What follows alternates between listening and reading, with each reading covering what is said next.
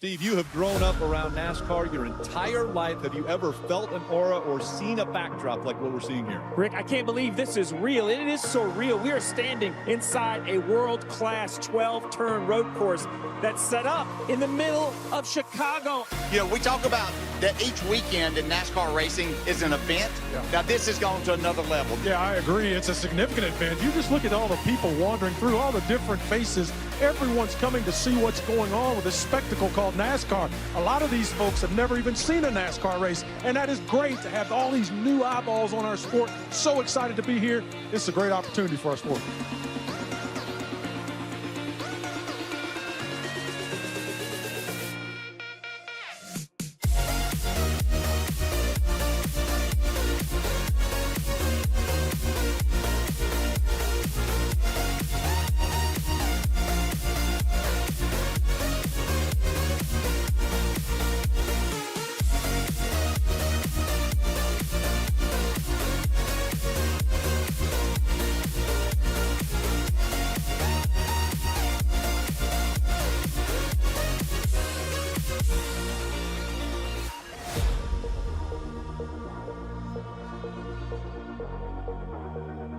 The cars about ready to fire the engines for the first time ever in NASCAR's history. 75 years of racing, and this has never happened.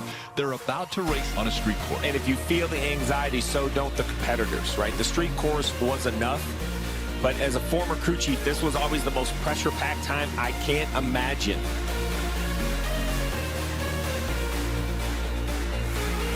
All smiles now on the faces as everyone here in Chicago knows what is about to happen. Drivers, start your engines! Let's go! NASCAR is racing in the streets of Chicago. Down the front stretch they come for the first time.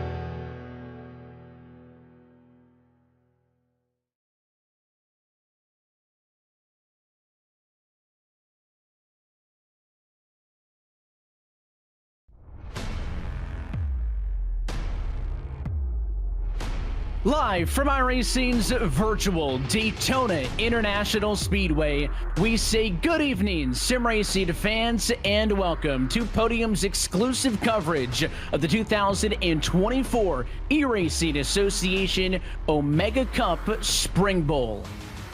And welcome into the ERA pre-race show as we are getting set for a fourth trip around the calendar back here in Daytona. And as always, happy that we're a part of your Wednesday night plans. Alongside myself, Evan Pasoko, happy to be joined as always by Jesse Wuji and Kyle Wissner up in the booth. Our producer downstairs is Ryan Bauer. And Jesse, I'll toss to you first on this one because we've been racing in this Omega Cup now since 2020, but no track has been on the calendar as many times as this one. Daytona is the perennial home of this SpringBowl, and it really feels like the start of a new racing season when we're back here. It definitely does, and Daytona is the world center of racing. So much excitement when you come to this track, especially just with the history behind it, not only in the real world, but also in the virtual world. Everyone knows that we've had Daytona going on for every single year that the eRacing Association has been going. And the races that we've seen, the winners that we've seen, you don't know who's going to win. It's not like we go into the race like sometimes like with the road courses or some of the other tracks where you know, hey, these 2, 3, 4 folks right here, they probably have the best shot to win. When we go to Daytona, it doesn't matter what that skill level is, doesn't matter what that experience is, anybody can win. And that's what makes it super exciting for racing in the Omega Cup when we're racing at Daytona. We got a lot of great drivers who came into this race, like hundreds of folks who jumped in, who wanted to compete to get into here. 50 made it to the main event, but only 40 get to race tonight. We're going to watch these 40 battle it out, and it's going to be absolutely amazing. So I'm looking forward to seeing a very, very exciting event. And when it's all said and done, we're going to have a winner who's going to go home. Well, they're already home with $4,000 cash. It's not an IOU. It's not a gift card. It's not product. It is actual cash. And on top of that, we actually got a nice surprise for our top 5 as well. They are going to be getting some brand new shoes from Goodyear Footwear. It's going to be amazing. They're going to be super pumped. And tonight will be good. I'm looking forward to it.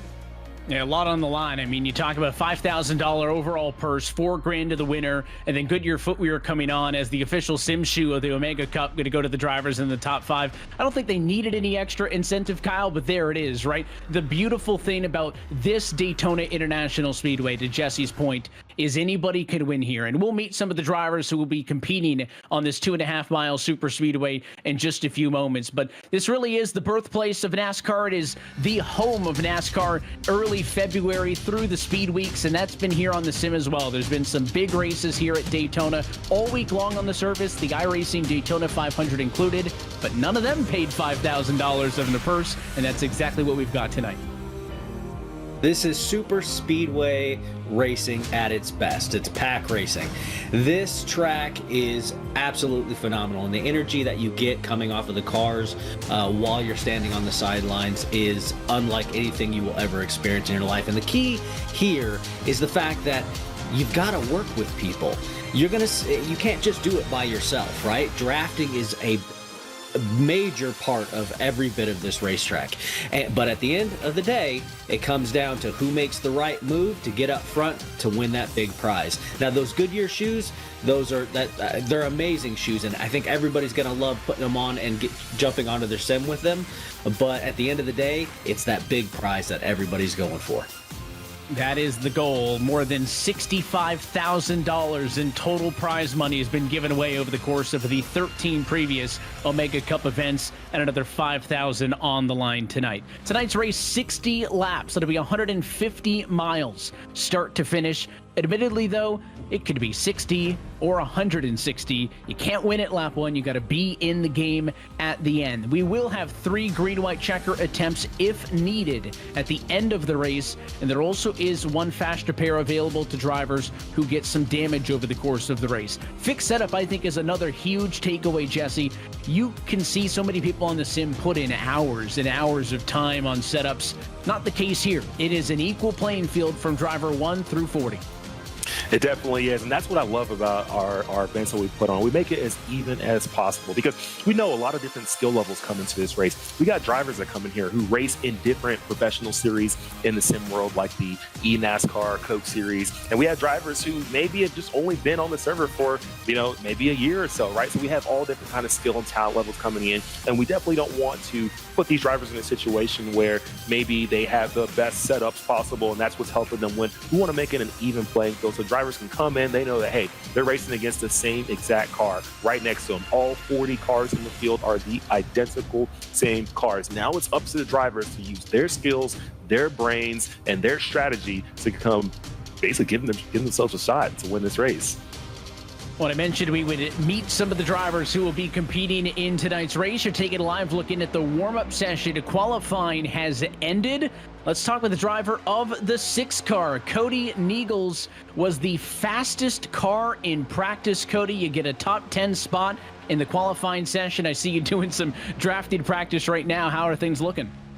The car feels fast. Got a lot of practice time in with the teammates at Dale Cup, and I think we're feeling pretty confident going into this one. We got a serious shot. 60-lap race. It's kind of a dual race length, or a sprint race, if you will. One pit stop cycled in there. How does that affect the strategy, knowing that you've got some familiar faces in the field? Can you guys work together? What's the game plan? I think the game plan, more so than what you probably seen with NIS, is you've got to be more aggressive. Can't really lay back. If you can get track position early, I think it's going to be key, because I believe there's only one pit stop. So hopefully we can get that under green and get the field stretched out a little bit and get numbers in our favor. Well, you're starting from P8. Is the strategy going to be stay competitive, race up front all night, or is this one long enough that you consider hanging back and staying out of trouble? Oh, I'm going to throw it all out there and show them what I got. I'm going to hopefully get up front and stay out of the big one. Well, we're looking forward to that one, Cody. Thanks for the time and good luck. Appreciate it. That's Cody Niegels, who will start from the number 8 position in this race, guys, but he's got a good car. He was fastest in practice earlier, so look for that car to be a threat over the course of tonight's race. Jesse, I'll toss things over to you. Larry McDonald is the driver that you're standing by with. Larry's going to be starting tonight's race as he tries to fight for the $4,000 grand prize. He'll be finding himself back in the pack in P35. Mr. Larry. Mr. Larry, how's it going? I mean, you're here racing in the eRacing Association Omega Cup Series SpringBowl here at Daytona International Speedway virtually on iRacing. So how are you feeling tonight? I mean, I see you in that beautiful car. How's everything going? Where's your mental at? What are you thinking about going into this very, very tough race? I mean, I feel good. Thanks for the compliment on the car.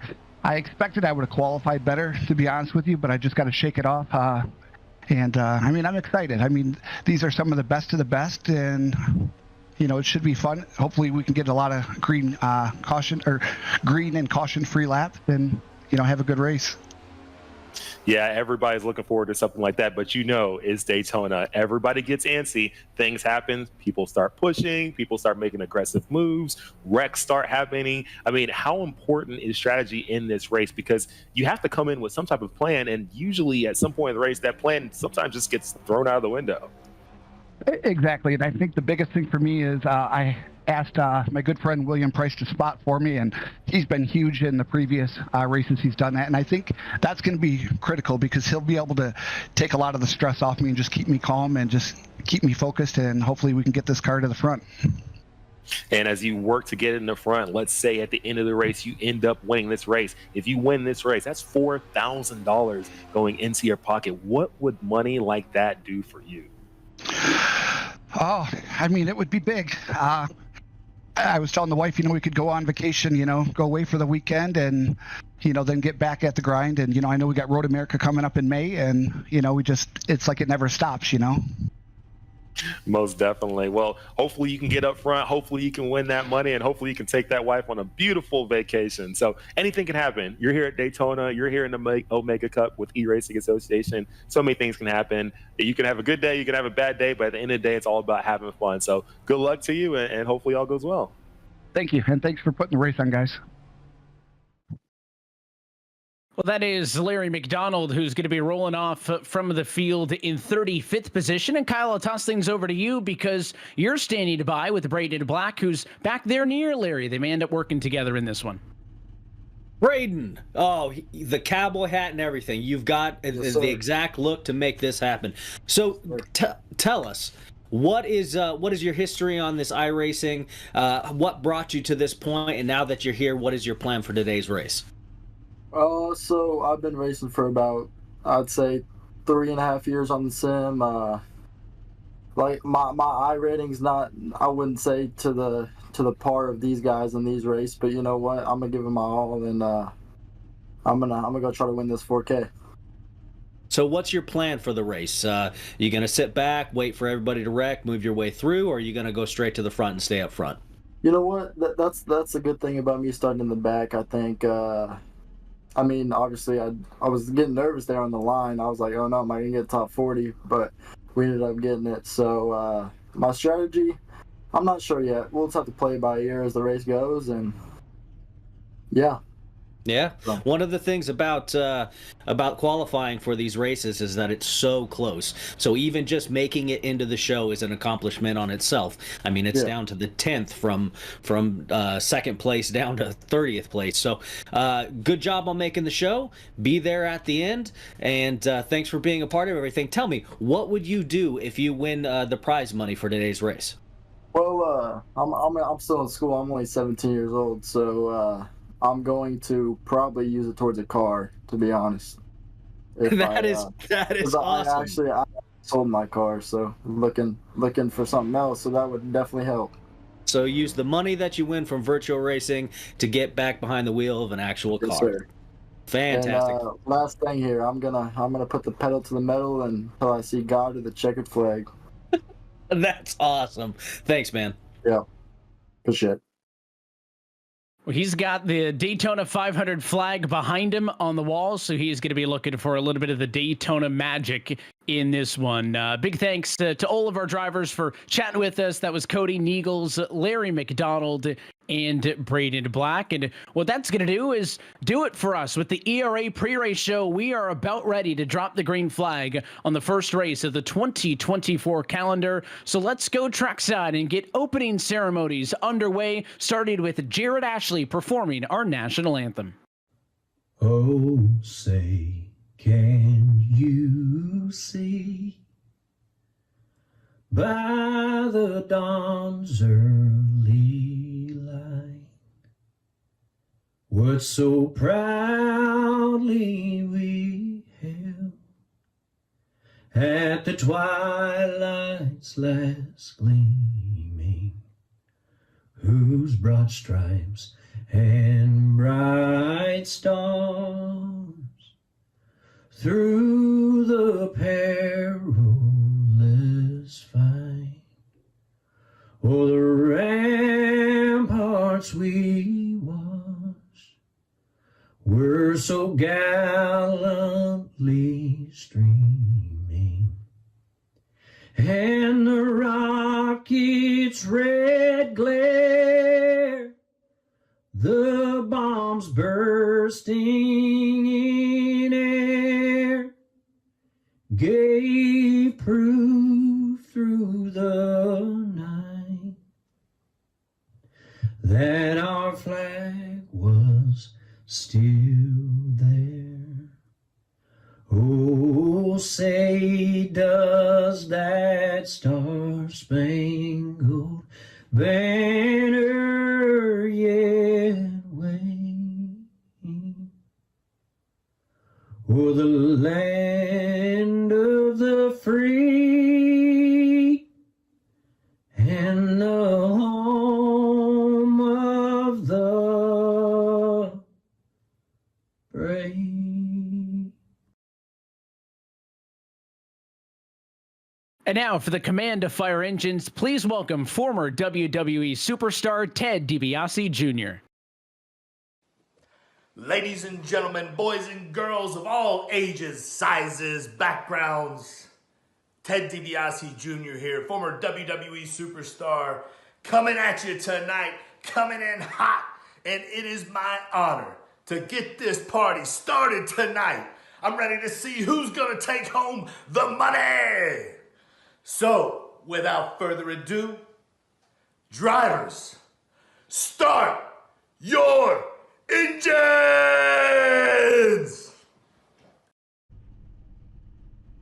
And with that, let's go trackside and take a look at your starting grid tonight from Daytona. Pole position belongs to Kevin Freese with a 49.367 and will be on the front row alongside Steven Korosek in second. And then another big name. How about Garrett Maines, a 2022 Fall Bowl winner at Irwindale, starts third. He's alongside our defending winner for the Winter Bowl at Phoenix. That's Matt Busa, a couple of eNASCAR names on row number 2. Ray Rittenauer will start from fifth. He's been driving super speedways on the service for more than a decade, and he'll be inside row number 3 alongside the 33 car of Austin Green, who starts from P6. Jacob Schneider and Cody Niegels, who we talked to earlier, will start in 7th and 8th position, and they will make up row number 4.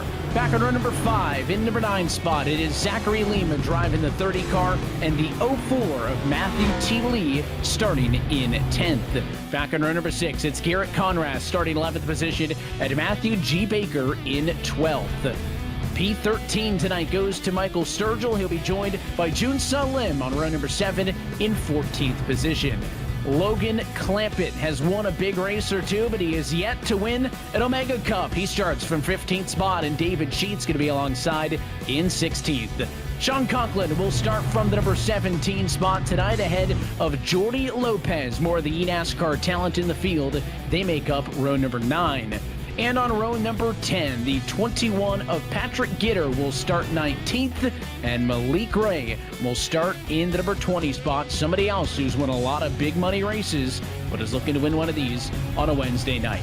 The rest of the starting grid will continue to scroll through at the bottom of your screen. All these drivers notable, but some highlights include Vicente Salas rolling from the number 26 spot. Of course, we just talked not that long ago with both Braden Black, who's starting in 32nd, Larry McDonald, who is starting in 35th. And of course, we continue on through Andre Castro in the mix. A lot of these drivers all taking times in qualifying because they had to make the show, Jesse. That was one of the points that you touched on, the fact that you still got to race and qualify your way into this feature. Without that, I'm sure some drivers would have opted to not take times and qualify, start to the rear. Everybody's seated based on times because of that.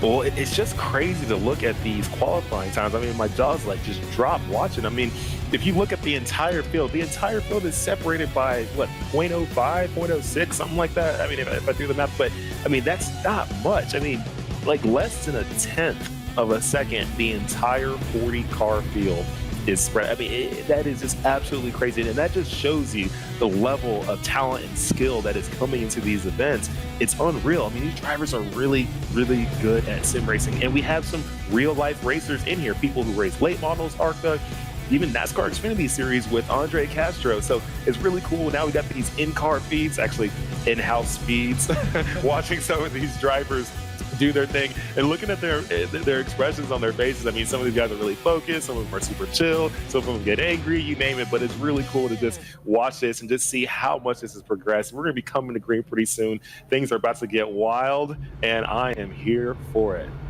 And I don't think it can be understated, Kyle, how big it is that we're talking about a $5,000 purse for one race. Once upon a time, that was half the payout for the top series on the iRacing service. This is a big race, whether you are a regular here in the Omega Cups, if you're a NASCAR Xfinity driver, a eNASCAR Coca-Cola driver, or somebody who's racing with us for the first time by signing up for an ERA membership. This is a big money race. Every single driver has a chance, and every single driver thinks they can win it. And that's the thing. It's 2.5 miles around this racetrack, and one bobble, one slight mistake, that's the difference between making the show and not making the show. Now, do that lap after lap after lap, and that's what it takes to be up front at the end. Every little bit counts. And here we get ready to go to green, so I'm going to let you call it. Pace car off it in. Kevin Freese is in control. Let's go racing at Daytona.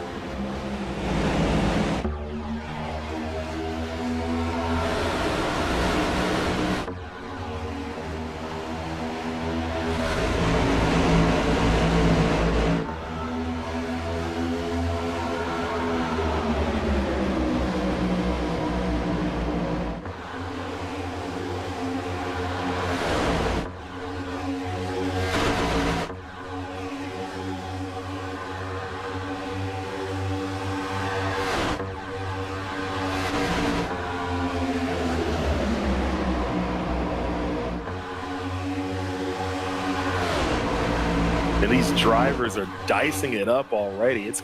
They're moving around quite a bit, and it's kind of interesting to see. I mean, they're doing it, and they're doing it well. They're doing it clean. People aren't getting too rowdy yet, even though I saw a little bit of pushing in the corner. But they are mixing it up. I mean, already going 3 wide in the middle of the field. Some people running the high line, some people are running that second lane, some people on the bottom. I mean, they're like, hey, let's get after it immediately. Well, I like to call super speedway racing piloting. You get short track stuff, that's driving the car, but when you get into this situation, it's literally piloting. You got your foot on the floor, on the gas, you're using that draft to get you sucked up to that car in front of you, and then once you get too close to that, you might scrub the brake just a little bit to stay off of the person in front of you. Now, towards the end of this race, people are going to be pushing and shoving because that's the only way you can get particular lines to move forward. Right now, everybody's being really nice and calm. They're taking their time. It's a long race to go.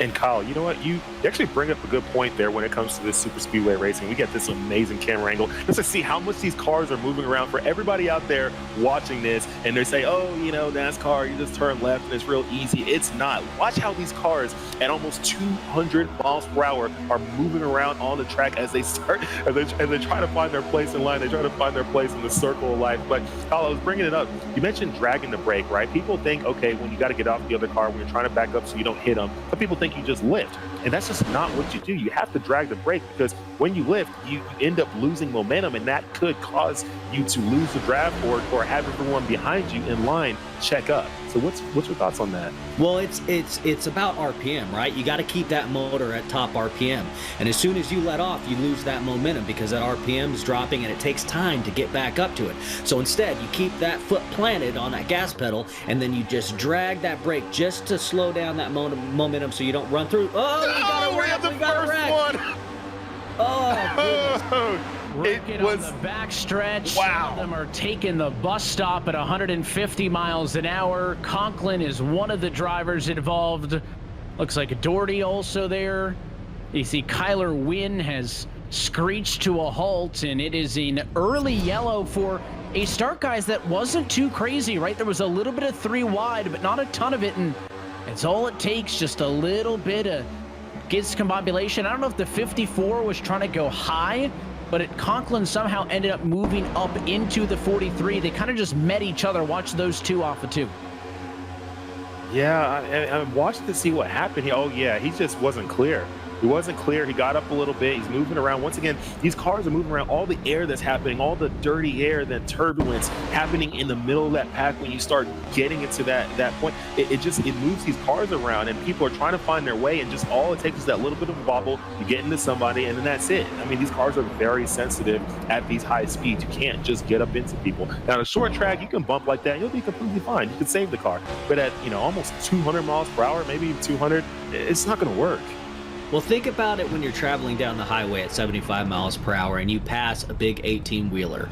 When you pass it, the air buffering off that 18-wheeler will first try to suck you into it, and then by the time you get to the front of it, it'll try to push you out because the weight coming off of that 18-wheeler, it's almost like a boat wake, right? When you're traveling on a boat through the water. So what we saw here is cars going 3 wide. The guy in the center was literally pulling the guy on the bottom line up.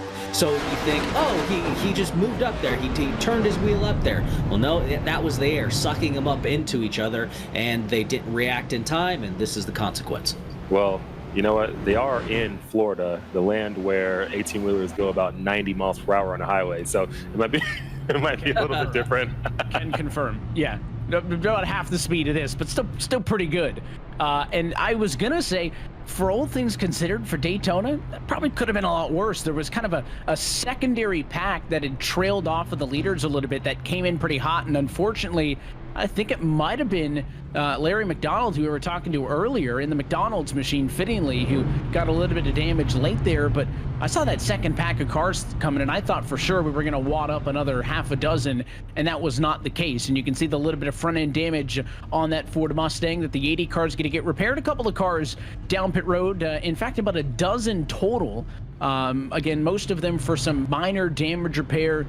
Some cars down pit road not needing damage repair. The race length in this one is interesting because it puts you kind of just outside of that one-stop window, but If we get a couple of yellows early, you may see some drivers come down, get fuel, and then try to make it to that number. I know, Jesse, that fuel conversation, different context, but even here at a place like Daytona, over the course of the weekend in the Daytona 500, fuel was a conversation all night long. And even though this is a sprint race, it is still going to be at the forefront of these drivers' minds. Some of the guys we talked to pre-race referenced, they've got a live spotter or a live crew chief in the sim with them. So those guys are crunching the numbers and relaying to their driver what they need to do.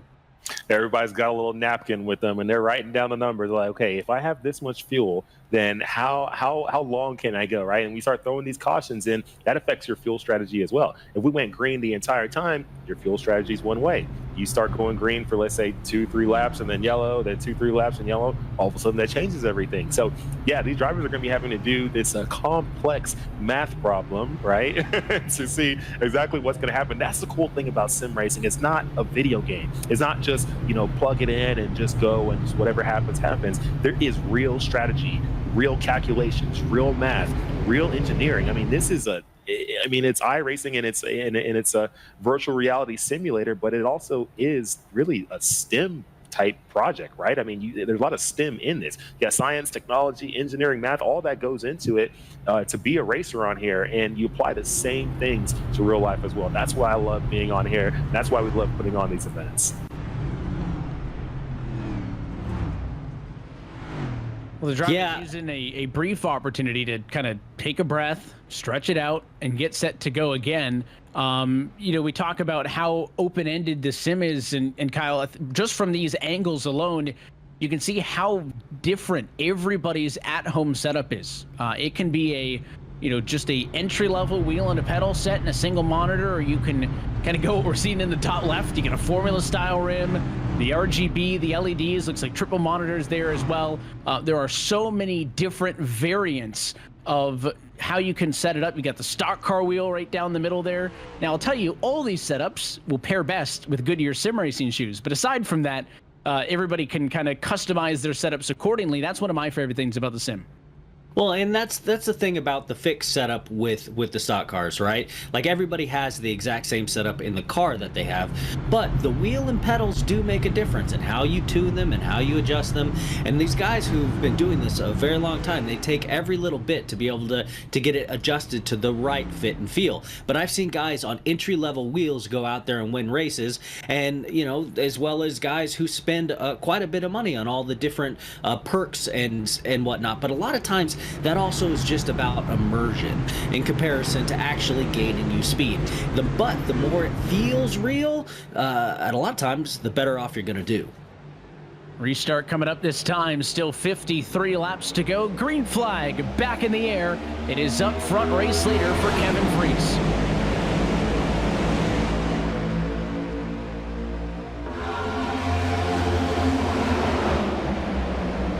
Oh, we got a nice little bump from the 27 to the 25 up front, but he kept it together. It looks like a little bit more bumping right behind him. It's not a smart idea to bump in those corners, though, so they really got to be careful. When you start bumping in the corners, that's when you get people loose. When they get loose, especially on here, they overcorrect, and you cause the big one. So staying off of each other in the corners is definitely something you got to think about. Ooh, they're still moving around a little bit in the middle of the field. And to that point, in the tri-oval as well, a lot of folks think because it's not the actual 31-degree bank turn and that you're in the tri-oval that the car's not going to unweight. But it does. You're still turning that wheel, and every time you turn that wheel and you get that bump, it's a chance for that car to come around on you. It's actually worse in the tri-oval, honestly, because you don't have that banking to help you. When you're going through the 1 and 2 and 3 and 4 at Daytona, you have so much downforce, so much compression happening, so you have a bit more grip with the car. But when you're going through the tri-oval, you don't have all that, so it does get a lot more loose in there if you're pushing. One car just got sped out of line down the back straightaway. That might have been Malik Ray or somebody else. No, it was Ray Rittenauer who got spit out of line. No yellow, we stay green. He keeps it going, but that was simply just the physical contact of pushing one another that spit that car out of line, and it's a tough break for him. On the outside, Garrett Maines all over the bumper of the 33 of Austin Green, pushing on the outside line. That top side's got about a 4-car length advantage off into one as you look off at the back of your race leader. Now, one of the things to think about is each one of these manufacturers has a different bumper. right? So those front and rear bumpers don't always match up. Now, a lot of times manufacturers will try to get their front and rear bumpers to match up so that they can team up and run in line. But if you get up there and you hit just in the wrong spot, specifically on that right-hand side where you see that number 7 right there, that's where things can get really dicey, and that car in front of you is going to go for a ride.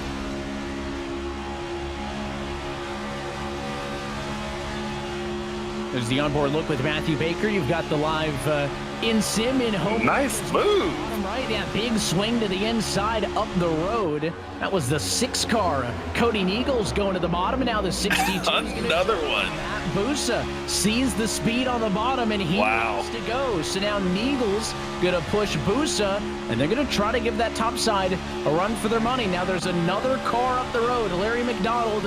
I was going to say that was about to get real tight, but the 80 car dives down to the apron, will yield to the leaders who go into turns 3 and 4. Oh, I saw that coming. I saw that coming, and I did not want to call it, but I saw it coming. So, that's tough, and I feel for him. He was carrying a lot of speed, that the lone car that the whole pack was coming up on. But what happens is, if you're carrying all that speed on the apron, you do not have the same level of banking on the apron as you do on the track. So obviously you're going to push up into the track, and that's what ended up happening. Got into the grass a little bit, pushes up here, all of a sudden gets right up into another car, takes him out. That is, oh my goodness, people are going to be upset about that one. And I was literally just going to say what a class act for getting down and getting out of the way of the pack, but he just misjudged how much speed he was carrying down on the apron, and that's a lot of cars to take out. Luckily, there's a quick repair, but that's a quick repair that they can't use later. And I think it's worth noting, I don't know if we can get a replay of the 9. I think they were crashing anyways. I think this happens concurrently. The 80 car has his own issue, right? Overspeeds on the apron, but watch the 9 car anyways. When they go into 3, they're already wrecking. Watch the top side. Larry McDonald excluded on the bottom, right? When they come back around, this outside lane is going to start to kind of compress itself when they come back around into turn number 3, and it just starts to check everybody up. And when that happens, Conrath is going to get spit out of line by the 30. It would not have been as big of an accident as it ended up being, but there would have still been a wreck no matter what. I know that is only so much consolation for the drivers involved in the big one, but watch this develop, right? We're looking for the 80 car up the road. He's going to get low. We think that means we're home free. His wreck's going to start with the cars on the bottom. Ignore that wreck. Just watch the top side here. It happens at the same time. They start to check up a little bit, and when they start wrecking below, they're already spinning top. They are. No matter what. You're right. You're absolutely correct. So a wreck was going to happen no matter what. So everybody who just got wrecked right there, please don't be mad. You're going to be wrecked anyways, no matter what. Well, and how that gets turned in front of the crowd like that, probably not going to end well for the cars behind, no matter what. And how many of them were also paying attention to everything that was going on there and not paying attention to staying in line where they needed to be? Yeah. Everybody's eyes were everywhere. They're trying to avoid wrecks from all different ways. You got one loner on the apron taking everybody out. You got some people on the top side getting a little bit loose, getting sideways, getting turned up into the fence. I mean, so much was happening, and that's why they call it the eye of the storm. Right there in the middle of the pack at super speedways, it is the eye of the storm. So much is happening, so much turbulence, so much movement. People trying to advance their way up forward. It's just a crazy mess in the middle, and we saw it. We saw it right here. So 2 yellows early in this one. We'll take a quick opportunity to step aside. Right now, it's Matt Busa, your race leader. You're watching our special coverage of the Omega Cup Spring Bowl at Daytona.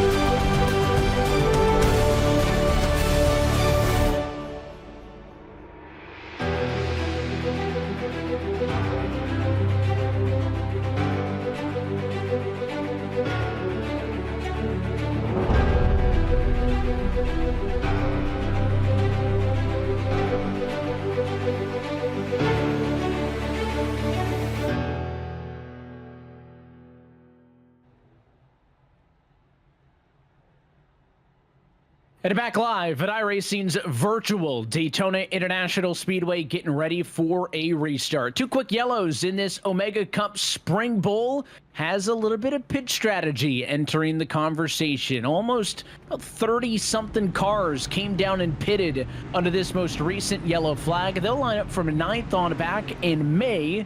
Be good to go on fuel to the end. The top 8 cars stay out. It means Matt Busa is in control of the field. Green flag back in the air. We're back underway. Caution just as quickly behind, right in the midst of the cars who had just come down pit road.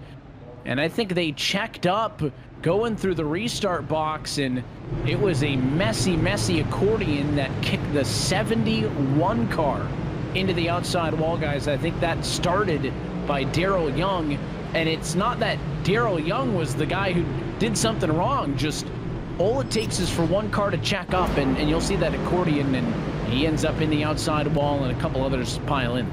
I wonder if it was a misshift. I mean, these drivers, they're not. Some of them are using paddle shifts on their steering wheel, which I think is cheating. But some of them are also using H patterns, and every once in a while you can make a mistake. Going from second to third, accidentally go into first, or go into maybe fifth, and it not do anything. So who knows? Maybe it was a mischief. Who knows what happened?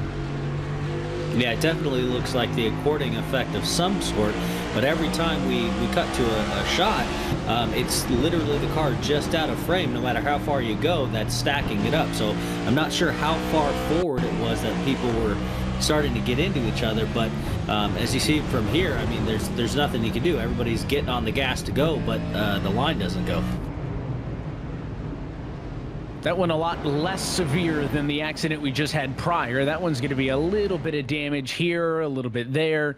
Maybe a little bit more severe damage on Young, who was the car who got turned into the outside wall, but certainly not a big pileup like we had previously, which brings up a good point, because during the side-by-side, we were talking amongst ourselves about what Larry McDonald's strategy was, right? The 80 car was involved in the first accident, and now he's been involved in 2, and he's got a clean car. Well, how's that, right? They have the quick repair, but you are not obligated to use that quick repair when you have any damage. And it's a point that we bring up often on these, Jesse, is that if you get minor damage, don't quote-unquote burn your quick repair by getting a completely new car.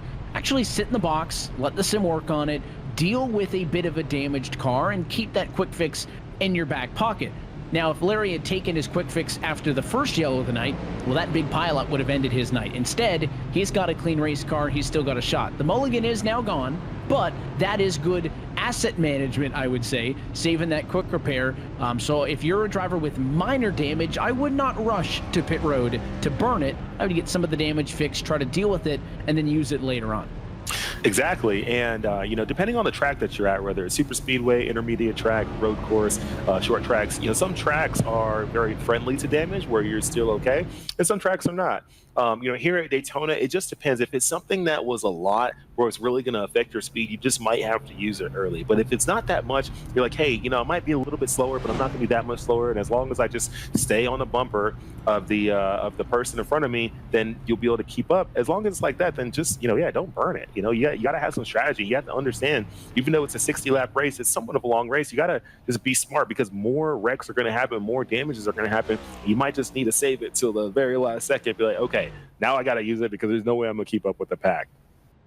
And if you got just enough damage to stay out there and keep going, because there's going to be another wreck and another caution's going to come out, but it's at the end of the race when you need to have that completely clean car. Aero is so vital and important on the super speedways, especially with these fixed setup style racing. So you don't have the differences in motor horsepower or suspension setup. So aero is absolutely key. Now, where that damage is, that can be a difference on how extreme of effect it's going to have.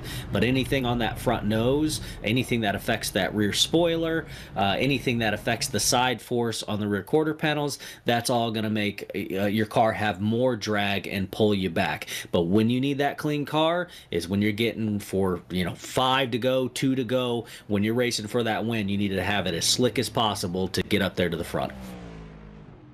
every single yellow flag so far in tonight's race, we have had drivers come down for fuel. That fuel conversation seems to be at the forefront of everybody's mind, and the field is now on about 4 to 5 different strategies. And that's possible even though we've only had 3 yellows, because some of them pit when pit road opens, and then others have always come in at the end to top off. We just had about a half a dozen cars come in at the one to go there when the lights went on top of the pace car to come down and get more fuel. So more than half of the field pitted under this yellow. They are hoping that will give them the fuel necessary to go, what'll be 42 laps to go when we take the green flag to the end of this race. Then there's a group of cars who pitted about 5 laps ago. They're going to have to save a little bit more. I don't see the likes of Conklin, who's been out there for 12, Schneider, who's been out there for 18, being able to go, right? 18 for Schneider, meaning he's the only car who is yet to pit in this race. The yellows, Jesse, certainly do give these drivers an opportunity to save some additional fuel, so maybe they feel like they can stretch it. Yeah, everyone's going to have a different strategy. Everybody has something that they're holding close to their vest. These drivers, they're a little bit tricky. Some of these folks, will act one way, do one thing, say one thing. Some of them are talking to each other on here. They're all friends. They're all cool. And they're saying, yeah, I'll probably pit around then some. I'll probably do this. I'll probably do that. But everybody has something up their sleeve, so you just can't trust everybody. Drivers aren't the most honest people, especially in competition. Now let's talk about fuel making it to the end is one part of it. Another part of it is how much fuel you have in that tank is how much weight you have in that race car. The more fuel you have in the rear of that race car, the lower that spoiler is going to set, but the heavier the car is going to be. The less fuel you have in it, the lighter the car is going to be, the more that spoiler is going to sit up. So it also plays a difference on how fast that car is depending on how much fuel you have in it. And don't forget about those overtimes that we talked about earlier as well. Green flag back in the air, top side, still not the cleanest of starts. They checked up a little bit. You can see about 7 or 8 cars back. They're 3 wide as some cars got out of line. It's a sloppy start for the top side, but the leader's home free off of turn number 2 and fighting for the race lead is Kyler Wynn to the outside, looking for the top spot. These drivers, patience is key. I mean, in order to finish first, you must first finish. I say it every single broadcast. There's really no reason right now to be getting way too aggressive. If you need to move around a little bit, you need to move around, it's cool, but only when the opportunity is actually there. But if you're trying to force an opportunity, it's just not going to end well. I mean, it's crazy that people don't understand and realize that when you're running a super speedway, you can literally sit back and not do anything and gain 5 spots within 2 laps. So everyone, just calm down for a little bit, and you will make it to the end and give yourself a shot to win. But if you make too much movement, try to do too much, it's not going to work. Well, and to your point, Jesse, that 22 car, instead of staying in line up top, he jumped down to the middle trying to make a pass and had no help, and he just got sucked all the way back there. Now, with that said, I'd like to point out something here. Everybody's got their foot down to the floor up front here. They're at speed. Now, if you see, there's the lower lane and the top lane. Now, if you were to draw a line on the front of the car from the top lane to the bottom lane, that is where the air is both hitting on those 2 lines. And depending on how many cars are behind them and lined up and gaining that momentum, it will push one line forward from the other.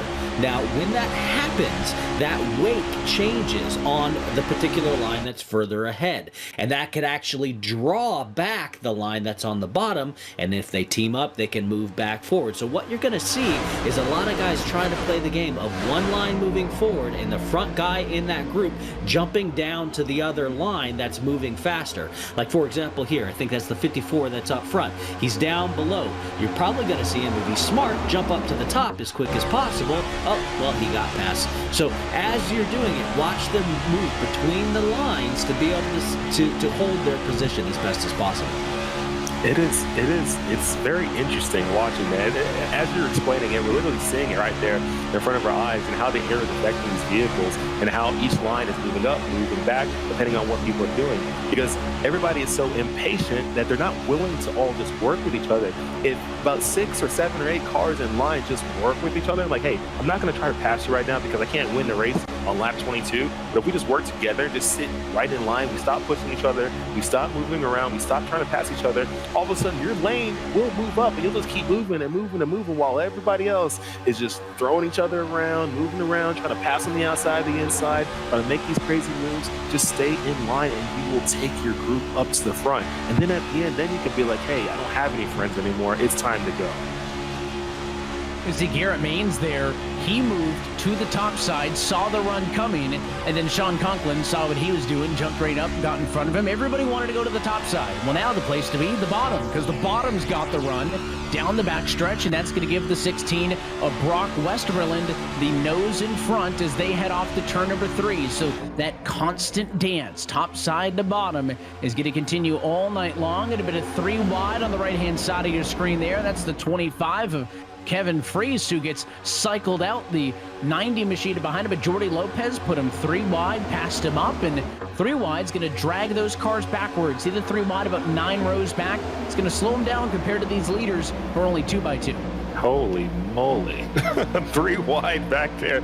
It's the middle of the pack is looking like the front of the pack, but all the way back there. I mean, they are getting aggressive and dicey. And you talk about having discipline, right, and being patient. So when you get up there and you're, instead of taking the chance to dive to the middle in hopes that you'll pass someone, knowing that you don't have any help from behind, instead it's kind of counterintuitive. Get on the, drag that brake a little bit, stay in line, don't try to pass someone, and you're probably going to move forward because you're in line with everybody else. But as soon as you get pushed out there and you go, oh, there's a hole, I'm going to go to the middle, but there's nobody behind you to help you, you're falling back.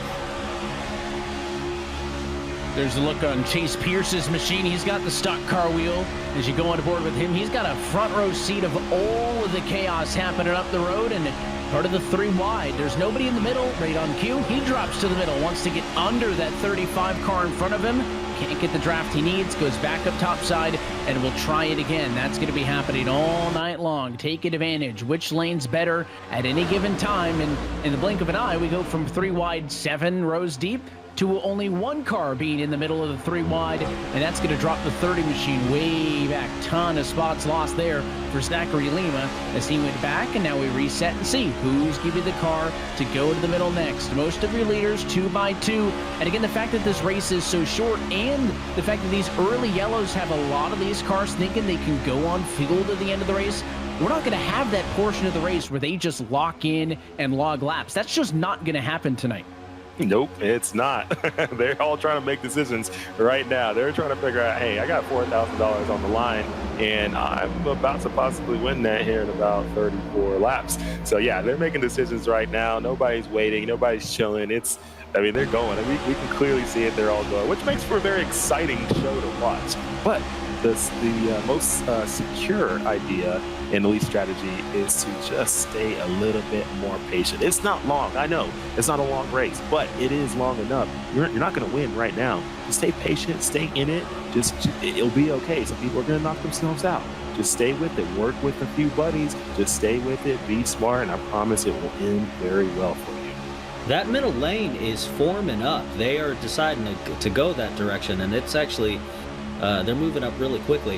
One of the things I wanted to point out, the gap between the high line and the low line. That gap, it keeps both lines going the same speed. But if you get down and you side draft that lower line and get closer to the quarter panel of that car to your left, say, what it actually does is it doesn't make you any faster or your line any faster, but it slows them down. And so that's actually how you're passing cars here. Isn't going faster making you go faster, it's slowing down your competitor. And when that third line starts to form in the center, that starts pulling all of the cars around them back, and that's why you get this pack that's starting to break away in the front. Probably the most cars we've seen in that middle lane so far tonight. More cars keep jumping there. You see Daniel Simpson, who rides in line on the bottom of the racetrack. He's got the motion sim. I kind of shouted out those triple monitors, but it's far more than that hides in the shadows, and there's a good look at it, moving them around. I mean, again, it comes down to immersion at that point and feeling like you're in a real race car, and you're never going to I guess, willingly replicate race car-like temperatures, but the motion rig's a good way to get the feel, that kind of butt feel, if you will, because that's the biggest challenge when you have real-life drivers is, oh, there he goes! Oh, wow. Simpson is around. Oh, we saw it live. You saw it in his eyes first. His eyes got big, and then the wheel hooked it, and I know Daytona does not require that much wheel if things are going according to plan, and that's a unique perspective of caution number 4. Yeah. Well, right when I saw that wheel crank over, I'm like, oh, there he goes. There he goes. But yeah, it's nuts to watch. It's also, pretty nuts to watch the motion set, right? As he's wrecking, as he's spinning, as he's hitting the wall, all the motion, everything jarring him around, and he's trying to control the vehicle, and it's, oh man, that looks crazy. Ooh. Ouch. Somebody get that guy a helmet. I mean, if it's anything like with what the wreck looked like, that was a hard hit right there. Maybe we'll check on him when he goes to the infield care center. Yeah, watch that blue car topside right there. Just got the fence on his own, dropped the speed down, got hit by the 37, and it's a couple of big wrecks off in turn number 1, and it is going to be another yellow flag on the night. That accident happened back in the mid-20s. Going to bring some cars down pit road for repairs. Curious if any of the leaders will come down for any more fuel, or if everybody feels like they're pretty comfortable on the fuel front. Let's go back on board with Braided Black. Chatted with him pre-race. What was his perspective of this one? Riding in line, low lane, big wreck up the road.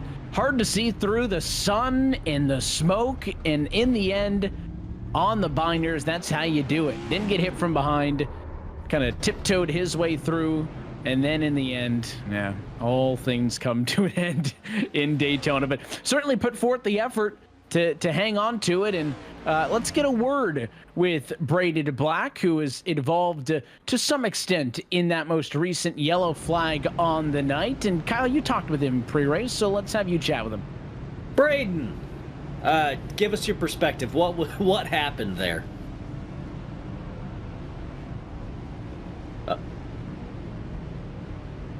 Well, it seems like Braden is so busy and so focused trying to get his car back to the pits that he does not have his mic on.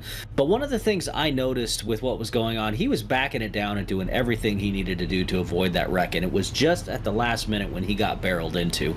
And that is one thing that is super important about this, is not only to look out your front windshield, but to use that rearview mirror and see the people that are coming so that you can at least help try to avoid it if possible.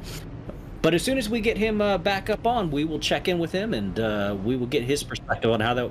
Hey, you got me? You there, Braden? Sorry, I was dealing with something in the race. Oh, I got that. Tell us what happened there. What's your perspective on what just went down? It looked like you almost missed it.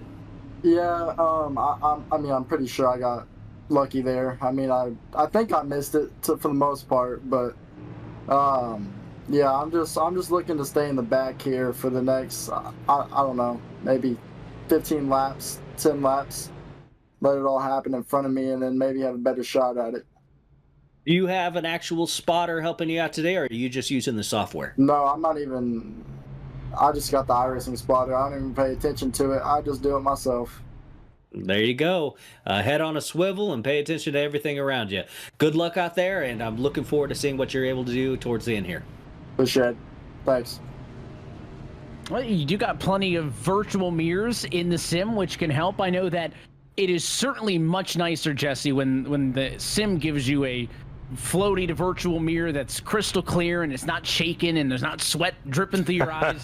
It is easier than a real life car to kind of spot yourself. I'd still recommend help if you got it, but some drivers out here manage it on their own. Goes to show that not everybody's got a team of 2 or 3 behind them. It's a one-man band right there. You're exactly correct, and it just brings back memories of all the Daytona races and Talladega races I've run so far in the Xfinity Series, the Truck Series, ARCA Series, you name it. And yeah, it's terrible when you look up in that mirror and it's all shaking around, and you're trying to see what's in front of you, but also what's behind you, and then you're using your mirrors on the side, and everything's just shaking the entire time, so you can't get like a clear view, and you're just having to make the most of it.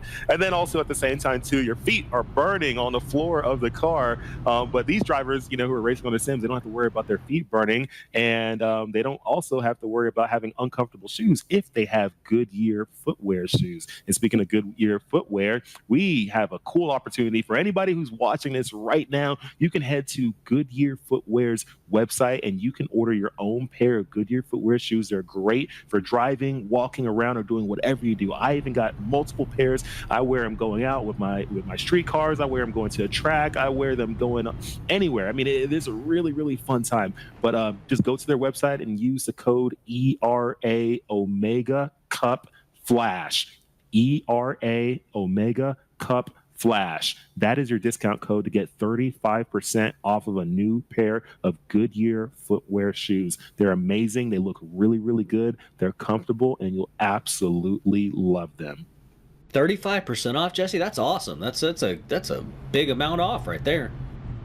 Oh, yeah, for sure. Anybody watching, go do it right now. They're amazing. I've been using these things for years. I'm talking about at least 8 or so years I've been using these shoes. I've used them on my sim. They're an amazing shoe for using on sims. I've used them for walking around, going out, doing whatever. I mean, they're just really good, great-looking shoes, comfortable, and just the perfect driver's shoe, whether you're in your street car or you are on your simulator. Well, everybody at Jet Sea Wuji Motorsports wears them as well, all of the crew. And when you're at Daytona, you put in about a half marathon of walking around in the pits. And I tell you, your feet don't hurt in comparison to wearing some other shoes. And the top finishers in this race get to walk away with some free ones. So that's a good consolation for the drivers who may not have tonight ending the way they hoped. Another spread out restart, but this time the top side actually gets the little bit of a benefit. 5 cars on the lead draft up top with more coming to 3 on the bottom. Now the inside has been better, up to speed, down the back straightaway on restarts tonight, but because they're a little bit less coordinated, the super stretch will pay favor to the top side. That's Matthew G. Baker, pushed by Steven Korosek. They have the advantage this time off to 3, and just as quickly as they started working together, Korosek had to slice down to the inside and leave the 5 car. And the leaders are getting into it. That's the first time we've seen wrecking starting up front. Everything has been in the middle or the back of the field, and now up front just getting a little bit too crazy, and there he went. I don't know if we could call that one a save, guys, but I don't think we wadded them up, all things considered. That looked like the making of a huge mess because it started on the front row. You will see the 27 not clear right there. There's the contact. Vicente Salas gets tagged. I thought there's going to be 4 cars into the fence, but in the end, they straightened it out, used a bit of the lawn on the front stretch, but that could have been a lot worse. I'll take that. Yeah, it could have been a lot worse. And he's going like a $150 through the lawn, and it works. But in real life, you can't do that. You will rip your front bumper off.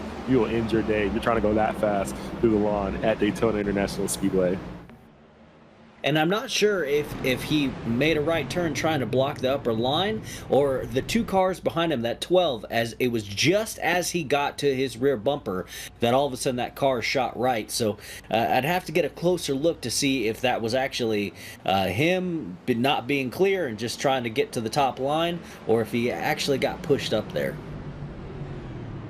A good look at all the different evasive actions that were taken, and let's take another look for the iRacing drone of that race lead car. Tough to tell if he's just, unwinding it. I mean, you had made the point, Kyle, that you're going to see drivers do that thing all night long, right? Outside line's got a run coming. I'm going to jump up there, kind of work with them, and if that was the decision, it's a little bit late. Maybe the overhead's going to give us the best perspective. The 6 and the 32 start to get to his bumper in the corner, but I think he just tries to move high a little late. Yep, and just a little late and too quick. I mean, that was a quick jump to the outside line, and I mean, I know you don't want to telegraph your moves, but golly.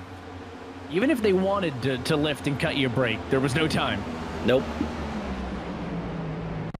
Well, after that, normally you don't get away with a wreck from the race leader, and nobody's wadded up. Here's the perspective of Cody Niegels, and you'll see this is going to happen right in front of him. Car moves high, just gets clipped by the 5. He sees it coming, gets low, and almost got wiped out. The 11 car got tagged behind him.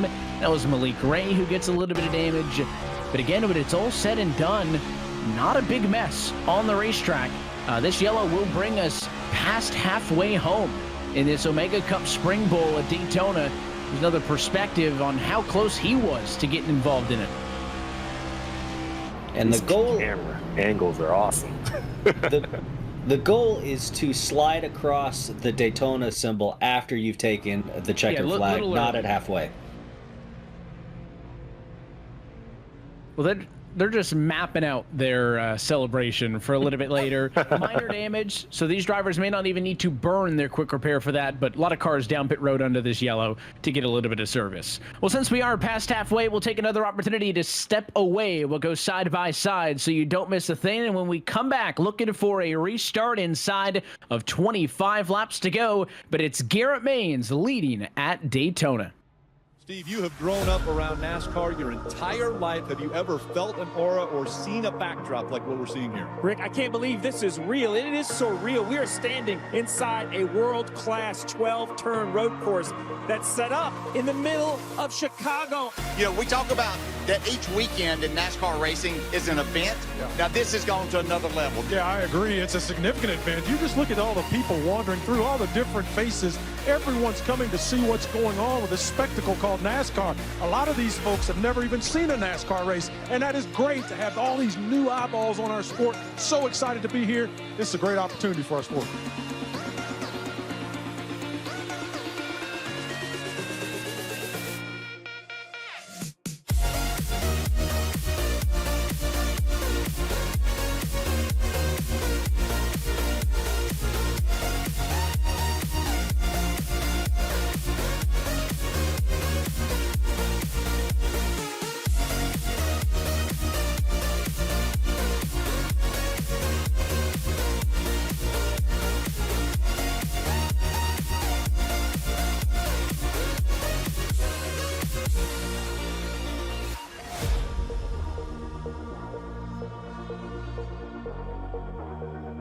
The cars about ready to fire the engines for the first time ever in NASCAR's history. 75 years of racing, and this has never happened. They're about to race on a street course. And if you feel the anxiety, so don't the competitors, right? The street course was enough, but as a former crew chief, this was always the most pressure-packed time I can't imagine.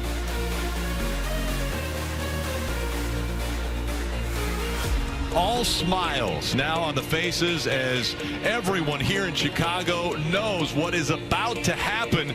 Drivers, start your engines! Let's go! NASCAR is racing in the streets of Chicago down the front stretch to come for the first time.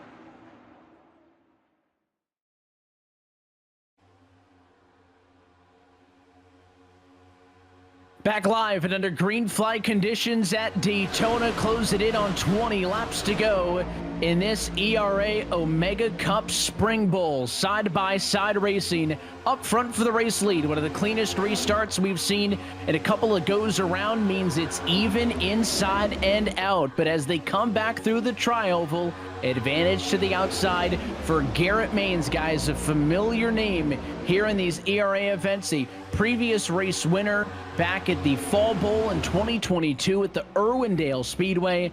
Looking to get it done on the high banks. He is settled in nicely to that top spot. Strategy, strategy, strategy. They're going 3 wide, but they're keeping it together, which is nice. Nothing too exaggerated as far as moves being made, but we see that top line working really nice right now. But you already know that bottom line, they're going to pick up some steam. Oh, and somebody gets a little bit out of line. 4 wide right there in the middle. That's not going to work. Oh, what's he going to do? Is he going to come back in and take everyone out? And he doesn't. They hold it together. That was Matthew Lee who got pushed to the apron, and then he said, if you're going to push me down there, give me a lane to come back up. He did not want to have to lift out and go to the rear, and he fought his way back onto the track. He'll lose a ton of spots, but he does not lose the draft, and that's critical. And all that does is make that lower line back up when they're not in formation.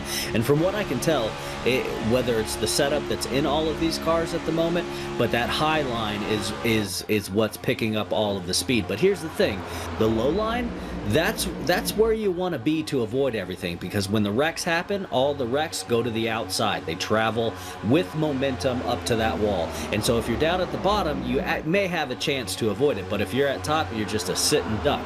But at this moment, that's the fast place to be. So it's a gamble.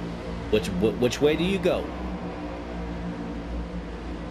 You can see the outside still moving, a 2-car length advantage up there for now. Not a ton of movement, though, in terms of who's where in line. Maines leads the outside line. It is Matthew Baker in second, and then Cody Niegels in third. That's kind of the break that they have. 3-car lengths over the bottom. That inside lane led by the number 45 of Michael Guest, a super experienced iRacer in his own right. We talk about some of the top NASCAR level talent that is here. Well, right now they've got drivers leading both the inside and the outside. No! Oh, he goes through the middle. Damn it! About and cut somebody off, and we got more cars in the grass. Wow. Reminiscent of Dale Earnhardt's passing the grass right there. Passing the grass. Nobody is anybody's friend here. I mean, it's just crazy. It's crazy to watch it. There is no friends. There is no real alliances. As much as they want to talk beforehand, nobody is your friend when you're at Daytona, when you are at a super speedway, and when you're going after $5,000, which is a huge cash prize pool for any kind of sim racing events. There is no other sim racing events like these ones right here. We have drivers from all around the world coming in, competing for this cash prize. You can't do it anywhere else. You can do it here with ERA and the Omega Cup, but you can only do it if you're a member. So if you want to become a member of the eRacing Association, make sure you go to eragaming.gg and sign up to become a member. That is eragaming.gg to sign up as a member. You see it right there at the bottom of the screen. You can get signed up and you can become one of these drivers competing in these events so that you can win that cash prize and go do whatever you want with it, whether it's get into real racing, buy a new sim racing setup, whatever it is. That's money that goes into your pocket, and we got it wrecking again. Oh, that was the 71 of Young, and they're finally going to spin him out. Daryl Young hard into the wall. Caution comes out. The spinner in the end is Yakov Kursadov, who ends up going all the way around in the 84 car. He is slow and in the grass, and this yellow now will bring us closer and closer to the 10 to go margin. We got away with one in the tri-oval. We did not get away with that one, and that's just some old school stacking them up. We've seen it on the restarts. We see it here at speed. They're just going to start checking up on the top side. Look at that accordion effect starting to film, and eventually one car kind of becomes a ping pong in between. A couple of cars get hooked around, and thought maybe for a moment we were going to get away with it, but there were just too many cars left behind that. Track was blocked, and about 4 or 5 cars I think will get some significant amount of damage. But it all started well ahead of Kursanov, but just watch how quickly this checkup happens, and you just can't get away from it. Cars start bouncing off each other, and then everybody's just kind of hoping that the lane they're in opens up. That's a good piece of driving right there for Hayden Swank. Wow, that was some awesome wreck avoidance right there. I mean, everywhere where they were not, he was. That was awesome. Maybe a little bit of luck involved in missing any wreck at Daytona, but he wheeled that thing through there. I'll tip my... I don't have the cowboy hat on like we saw when we were talking about, pre-race interviews. I don't got the cowboy hat that, was it Braden Black who was rocking it? I don't got that cowboy hat, but I'll tip my proverbial hat to Swank for that save. That was a good piece of driving to keep himself in it. And there's going to be cars coming down pit road for service, but the kind of rash of let's come down, get pit, service, let's get fuel, let's think strategy, that's kind of stopped. We haven't seen kind of wholesale guys coming in and topping off in the last 2-3 yellows. So everybody feels like they're in a position that they're going to have fuel to get to the end of this race with. Only, Kevin Freese has been out there for 31 laps. Same with Maines and Baker, who are first and second. Cody Niegels along with Colin Bowden, Logan Clampett. Those guys haven't pitted in about 27 laps. But everybody else is pitted within about 15. So they're all plenty good on fuel. And I think the others should be good on fuel based on the number of opportunities they've had to save under some of the yellows. Now, we keep talking about fuel, but there's another aspect to this as well, which is tires. Now, it's a super speedway, so tires don't wear as much. And if you get a fresh set of stickers, you're actually going to be slower because you have more grip, and what you want is less grip. But with a couple of laps on them, you're still in a place where when you get a push or you're moving around, that you still have enough grip to where it's not completely out of your hands. So for anybody that's out there who's been trying to get into the pits and do fuel only to get out in front of other cars, one thing to think about is that a car with, 12-ish so laps on it actually is a little bit more stable and just as fast as the cars that, have 20, 25 laps on. There's another reminder for those of you tuning in, and if you're not in this race, and if you're in this race, I don't know why you're listening to us currently, but for those aren't in the race and can't race for an opportunity to win a pair of Goodyear Sim Racing shoes, there's your opportunity to get a great discount. Jesse, you were talking about this one earlier. If they go to GoodyearFootwearUSA.com and enter the code ERA Omega Cup Flash, you're going to get 35% off your purchase. Yeah, 35% off of these amazing shoes. And I like I said, I love them. I actually use them every single day when I'm on my simulator. And then also when I go out in public, whether I'm just driving and just doing, car enthusiast stuff, or I go into a track, whatever it is, or just going out to grab some food. I throw on my Goodyear footwear shoes. They're comfortable. They look good. They fit your foot really, really well. They're stylish, and anyone can get their own. So you can just head to the website right there and use the code. That's ERA Omega Cup Flash. Use that discount code to get 35% off. That's over 1/3 off of the price.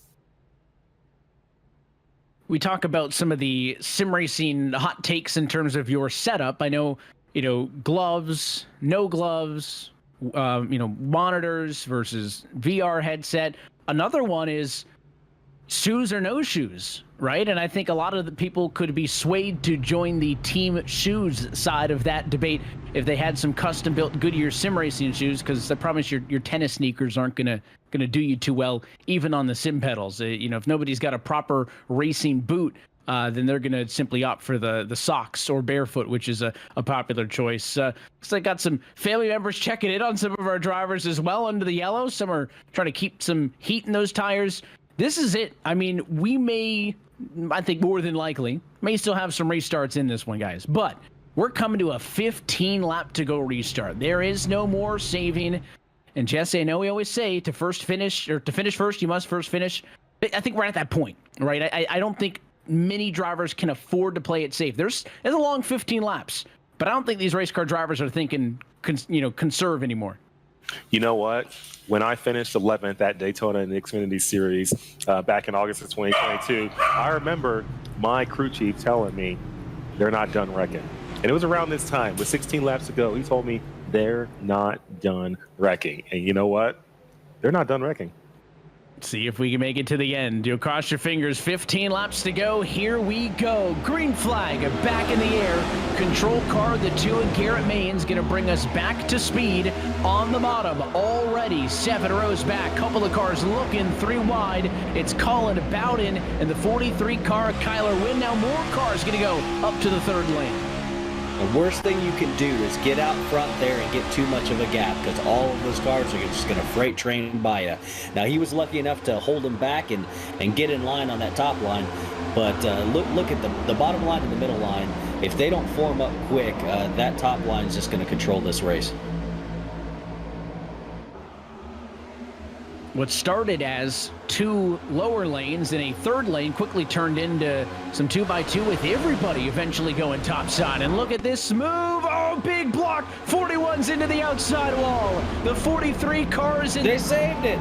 Oh, no. Oh, there they I go. spoke too back soon. Up in front of traffic. Wow. We're not done wrecking. We'll wad some more up into turn 1. I told you. They're not done wrecking. He called it. Credit to you. You called it.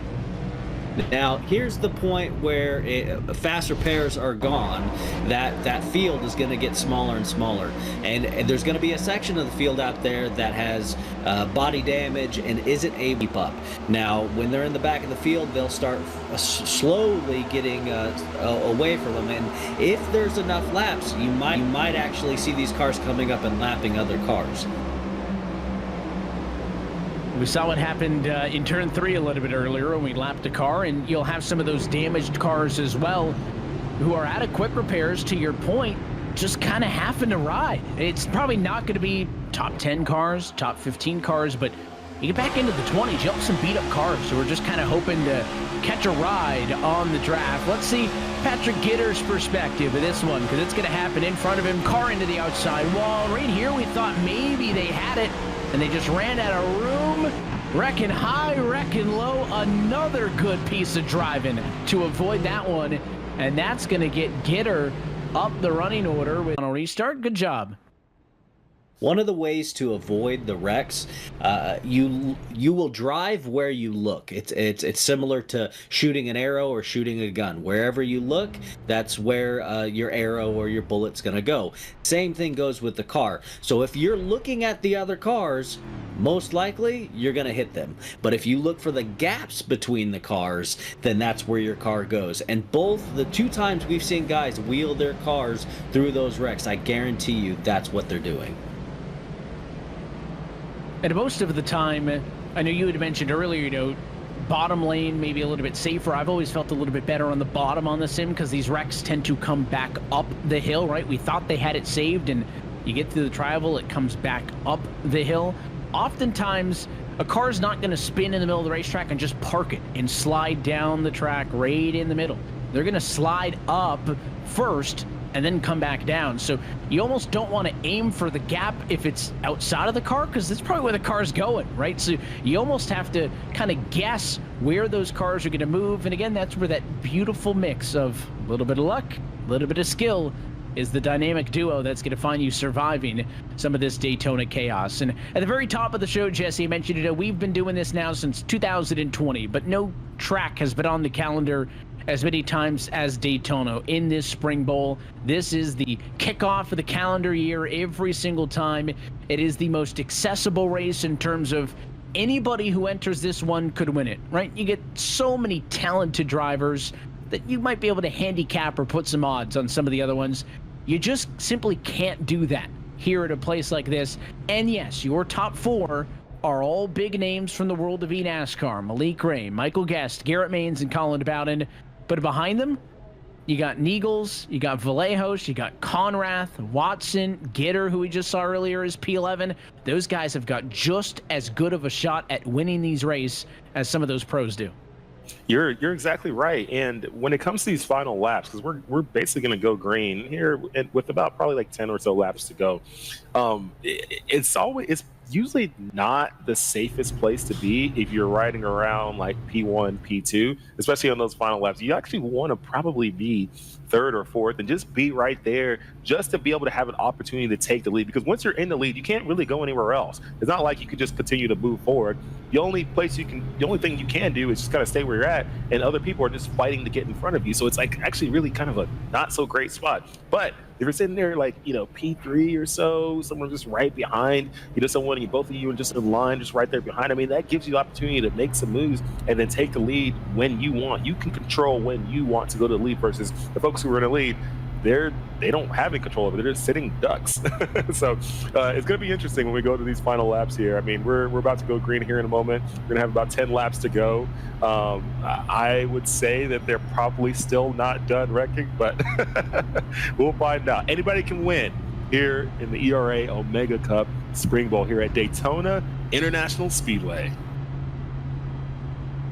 If I was a betting man, I'd probably go with you on your decision there on if we'll see this green to the end or not. And Yeah. we had mentioned off at the top, but it's worth reminding you. We'll talk procedure if we need to, but worth noting that if we do see a yellow that takes us beyond our scheduled distance of 60 laps, we will have 3 attempts maximum at an iRacing overtime or a green-white checker finish. So we'll talk more about that if we need to, but just keep that in mind, is that we are going to do everything we can to have a green flag finish here at Daytona.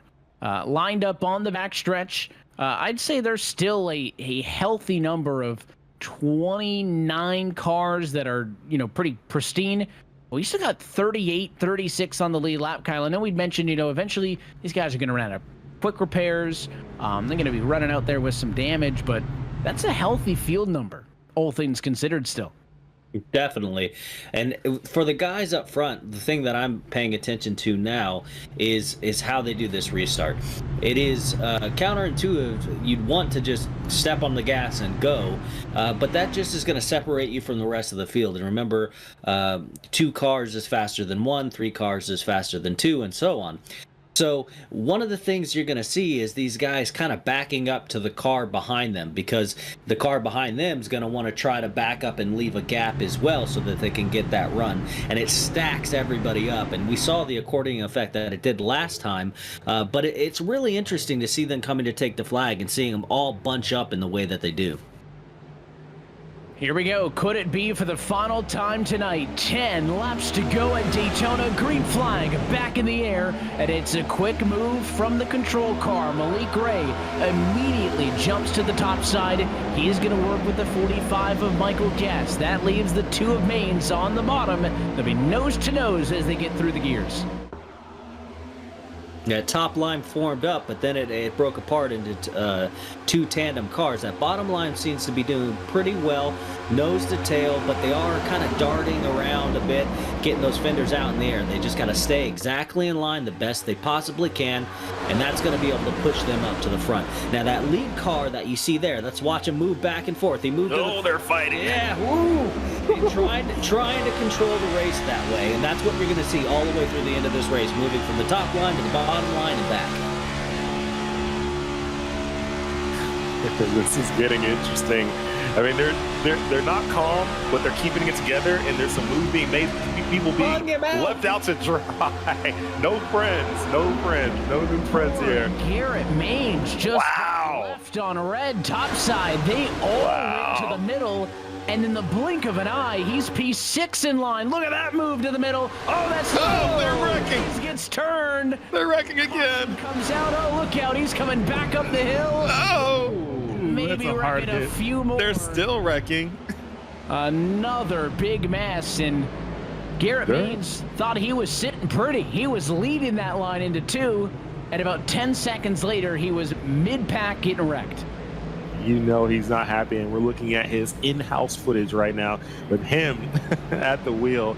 And yeah, it's disappointing, because you get to this point, you've been running pretty clean, and then all of a sudden, that's it.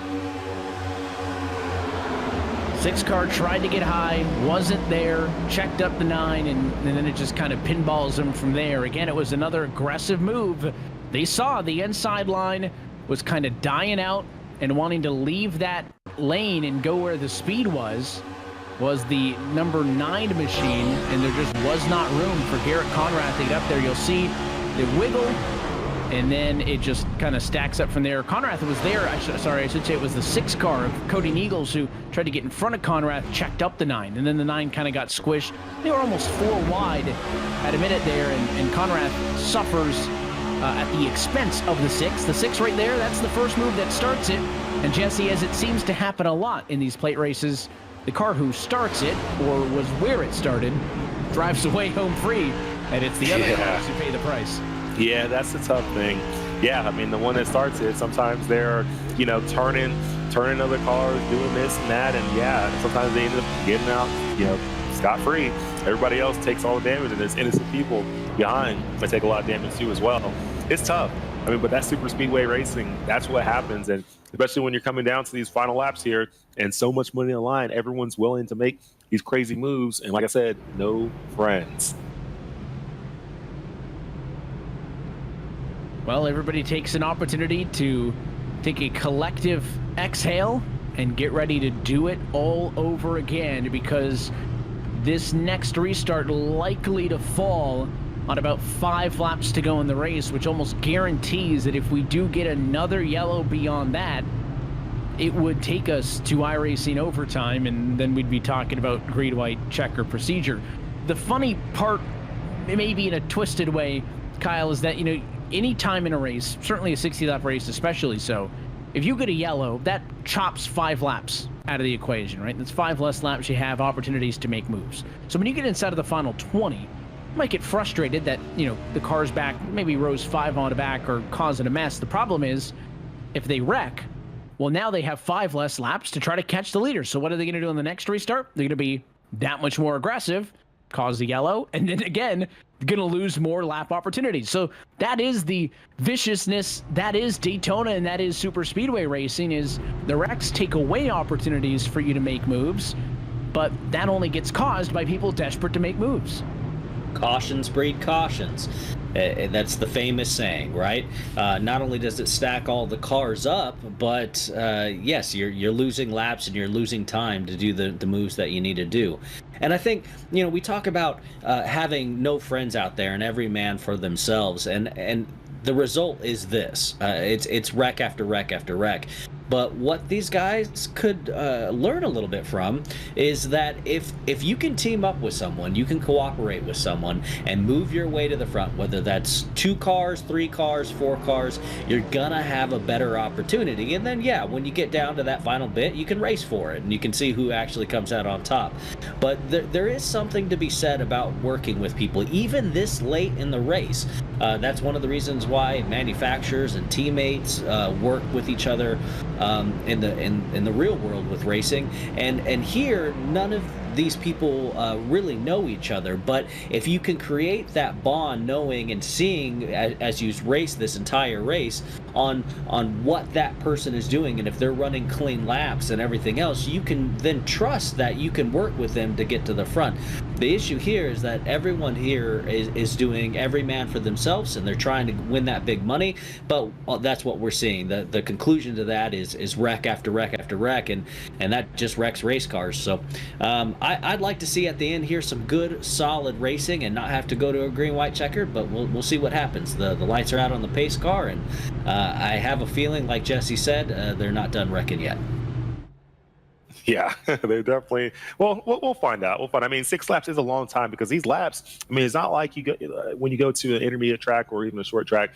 These laps aren't just 30 seconds, 20 seconds. These laps are all around 45, 46, 47 seconds long. But it is a fairly long lap. So even though it's showing 6 laps to go, we're about to be 5 laps to go when they go green. I mean, that's a long time, and each lap feels like an eternity, especially if you're sitting up front and you have an opportunity to win.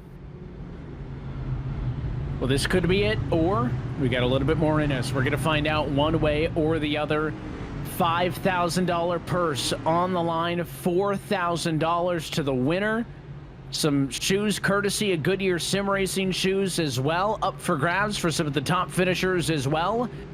For a lot of these drivers, maybe one of the biggest restarts of their life. Can we see some of these names on row 3 and 4 upset some of the big heavy hitters who occupy 5 of the top 6 spots? Pace car off it in. 5 laps to go at the Daytona International Speedway. Green flag in the air. It's a good jump from Malik Ray on the bottom, but is it too good? He is way out in front on his own. Oh, this is going to get interesting. That was a quick move by him. He saw that he was on an island and couldn't rely on the 41 to push him, so he went topside, got in front of Michael Guest, and that's going to give the outside the advantage off of 2. These drivers are fighting. They're fighting. They all want the cash. They all want the shoes. These Goodyear footwear shoes. The top 5 get them, but what are they willing to do to get it? Look at all those cars in line up top, and what was it, 3 down on the bottom? I mean, one of the cars actually jumped out of line just to get up top there. But maybe, just maybe, the bottom might start forming up. We got 3 cars on their way forward right now. Yeah, the 6 car was topside, but Niegels went low, and he had friends go with them. The 21 of Patrick Gitter went there as well. Remember, Patrick had that great wreck avoidance no more than 10 laps ago? Well, now he's pushing the race leader with an opportunity to win this race. You're looking off at the back of the 6 of Cody Niegels. The inside, though, sputters out down the back. It's a huge run for the cars on the outside. Just stay patient, stay patient. I know it's only 4 laps to go, but just stay patient. Nothing too aggressive, and your line will move up. The other thing is by sitting down low on that yellow line, you can't have a car come down and pass you under that yellow line. So if you stay right there, that at least makes sure that all you're worrying about is protecting the outside. When you're up top, you can get a car that decides to go right between you and the wall and take you down low, or cut the middle. So it just seems like all of the cars up top right now are just comfortable sitting up there, and there's just more cars in line, and that's why that line keeps moving forward. But as soon as people start jumping down to the bottom, because on the bottom, that's hundreds of feet. Caution. Oh! Big wreck. Matthew Baker got turned. He was in about 11th spot when things started to stack up. I thought maybe we were going to get away with that one. The 90 of Jordy Lopez got spit off to the apron, and then it just did not come back together. And I think Gitter in the 21 car is where all of this started as they came off of turn number 2. A middle lane was forming up. That was led by Austin Green in the 33 car, Matt Busa in the 62. And as they come through 1 and 2, watch the middle lane develop. Right now, there's nobody really there, and then one car drops down. You got one car going to the middle, and then that 33 is going to spearhead this entire middle line. He's got Busa working with him, and Gitter, that red car, second in line on the bottom. He's going to push up a little bit when we come off the corner, right? He's getting bounced around right there. That's what gets everybody out of line and very quickly devolves into a wreck. And if you don't, if you can't tell how important this race is, if you look at the disappointment in these drivers' faces when they get on camera and after they wreck, I mean, this is their chance. This is their chance to not only show off what they're capable of, but it's their chance to win a whole heck of a lot of money. And all the time through this, thinking about what they could do with that money, what's possible, and then just to get knocked out of line with a couple of laps to go. I can understand the disappointment. You can see it on their faces. Yeah, I'd almost rather, be at an intermediate track or be at a road course where I'm not as good as the other cars than be that close, right? I mean, they're sitting there under yellow. They're kind of making their plan, how I'm going to get through the field. They're thinking about it. To your point, they start thinking about what they would use the money for. We talked to some of them pre-race, Jesse. I mean, I've made the point a couple times that this is not a normal prize purse for a sim race, right? These drivers are not competing regularly for $5,000 a night, $4,000 for the winner. So it's a big deal for them. Money for a car, if it's school, if it's for a hobby to reinvest into their sim rig, right? Whatever it is, it's tantalizing. I mean, what do you think these drivers are doing under the yellow right now? They're thinking about what they're going to do to win the money and what they're going to do with it. So it certainly is a blow when, you have hundreds of drivers try to get into the race to begin with. And then in the end, of the 40 who make it to this main event, only one can get the win. It's tough on those other guys. But they're thinking about vacations. They're thinking about, maybe buying a new car, maybe putting some money down on a new home they want to purchase. They're thinking about buying a new sim rig, buying some shoes, clothes, new TV. I mean, there's all different kinds of things you can do with $4,000. It's a lot of money, especially if you win it multiple times. I mean, we don't just have one event all year long. We have 4 events. We have one each quarter. So you have an opportunity in a year to win up to $16,000. You also have an opportunity to get Goodyear footwear shoes, ones that you win for finishing in the top 5, because all the drivers who finish in the top 5 will be getting their own brand new pair of Goodyear footwear shoes. So there's so much that is on their mind right now, and they're willing to risk it for the biscuit to make it happen. So much can happen now in these final laps. It's going to get really interesting. Hopefully they can finish under green and clean, but I don't know. And to that point, the feeling that you get, the exhilaration, the elation that you get when you are running door to door, even in the sim. Like, when I jump on the sim, I will sit there and have to stop for a second and realize that I'm not actually in a real car. I've been racing my entire life, but I get on this thing and my brain literally tells me I'm in it. And there is nothing better than racing. Door to door, side by side, dicing it up. That feeling is worth every bit of the time that you take to go out here and do this stuff. So that's why we do it. Yeah, you have those moments where you get down because, dang, we just got into a wreck. But you know what? You go in there, get your pit stop, come back out, pull your belts tight, get ready to do it again, because that's what it's all about. And as a driver, Kyle, I mean, you know it. You know that feeling is something that you can't emulate in any other way. And for you, I mean, you've been racing your whole life, right? You run late models. You've just recently got approved to run in the NASCAR Truck Series and also ARCA as well. So congrats to you on that. But for you, I mean, if you were sitting in these drivers' shoes, I mean, what would be going through your head? Well, I mean, the whole thing is just to keep yourself centered and calm, because if you're focused, if you're in that flow state and you're thinking 2-3 steps ahead but also reacting in the moment, that's your best chance to win. If you get in your head, if you start getting nervous, if you let that fight or flight response come in and your hands start shaking and your legs start shaking, well, that's just one more thing that's working against yourself. So the key is stay calm, stay focused, look ahead, and when those moments happen, don't think about it, just react. Well, let's talk overtime, because this is going to be attempt number 1 of as many as 3 at a green-white checker finish. We will come to take the green flag, which will simultaneously be 2 laps to go in the race. If we make it to the white flag, we will race to the checkered flag no matter what happens. If there is a yellow before the white flag is displayed, we'll re-rack them and we'll try it again, and we can do that again as many as 3 times. But the key here is racing to the white for this race to be official, and then from that point on, it's fair game to the end. Pace car down and in. Malik Ray and Michael Guest are on the front row. Green flag is back in the air. Here we go, 2 laps to go. Are they going to hold it together? We'll find out. Both of these lines are looking fairly even for the most part, as far as being able to keep up with each other. Obviously, the top lane is taking the lead right now, but it doesn't mean that the bottom lane can't catch up, which they're doing right now. And the number 7 car just getting left out to dry. No friends. From the top spot to the sucker hole, Malik Ray is gone in the blink of an eye, and your new race leader, the 17 of Max Brady. Oh, they're wrecking again. Oh, they were almost coming to the white, but did they make it? Yeah. Big wreck. Matt Busa, the green Chevy, who got hooked across the. They're still wrecking. Going. I think I saw a car go to the moon. I mean, literally to the moon. I think somebody exploded. Done yet. Somebody bring the ambulance. The virtual. That will push us to a second attempt at an overtime finish.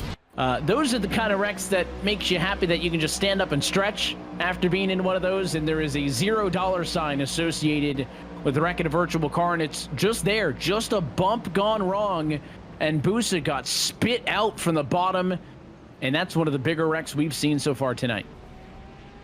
Yeah, oh man, carnage. Absolute carnage.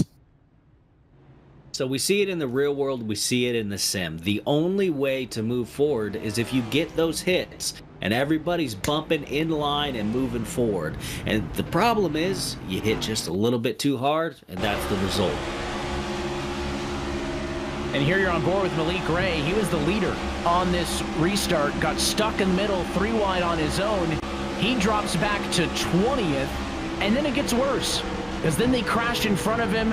There's a lot of smoke, maybe a thought that he's going to be able to get through it, and then collected at the very end. So what a tough break for Malik Ray, who was sitting as the leader in this race, had the lead, made his quick move to the top, all was looking well, and then right there, 45 car sidesteps him, leaves him to the middle. Let's see what Junsa Lim saw as they went down the backstretch and off into 3 from his perspective. The bottom lane is where I would want to be if they start wrecking in front of me, because I feel like that grass or the apron gives me some sort of an escape route. He's already checking up, knowing something's happening, and then gets that car down to the apron to try to squeeze on by it. So a couple of cars able to get through. That might have been an incident limit for him, which ended his night. We referenced that earlier as well, and that took a lot of big names out of this race. They were hitting all the way down the straightaway, and it wasn't until they got to entry. As soon as they got entry to the corner, they were still hitting on each other, and that's the aftermath of it. But I think literally the lead car that got hung out to dry and put down the center line, the domino effect of that and how it jostled everybody up and how they moved about is what initially ended up causing that full wreck. So we pick up the pieces, we line them up again, and we do it once more. This will push us to attempt number 2 of 3. At an eNASCAR overtime restart, rules will be the same. Got to get to the white for it to be official. And again, let's watch this from the start. The 7 does exactly what he needs to do for Malik Ray in the 11 car, right? He gets the jump and he goes up high. That's clearly what he wanted to do, but he wasn't anticipating this. I think it's noticeable. The 2311 car at Guest, I think the Euro step is what he put on him in the center of the corner. Went to the top side, and then there's no help. I mean, nobody wants to help the 7 car, so it would have been bad enough as is for Malik Ray, because that was everyone's dodging him. He's about 20 miles an hour slower. That was bad enough as is. And then again, as the wreck happens, almost has a hole right there. You think he dodged one and collected late in that one to get the damage. That it was goes to show you, wild. 0 to 0 in the blink of an eye here at Daytona. The gaps that were created in the bottom line as everybody was trying to avoid him and go around them, that gap is what creates the run from the car behind them, right? So you get a gap and all of a sudden you start pulling up and you get that freight train of speed coming up, and then that's the big hit, and that big hit is what caused the car on the lower lane to shoot up to the right and cause the big wreck. Jesse, you mentioned this is not just a one-off. We've referenced a couple of times we've been doing these races 4 times a year since it all started with the Winter Bowl at Nashville back in December of 2020. But for those who are interested in participating in future ERA events, they can see the website on the screen now. Tell them how they can get involved. Yep. They can head to www.eragaming.gg/membership to sign up to become a member. You have to be a member to compete in these events. That's how these drivers are doing it. They're all signed up as members. They're signed up annually.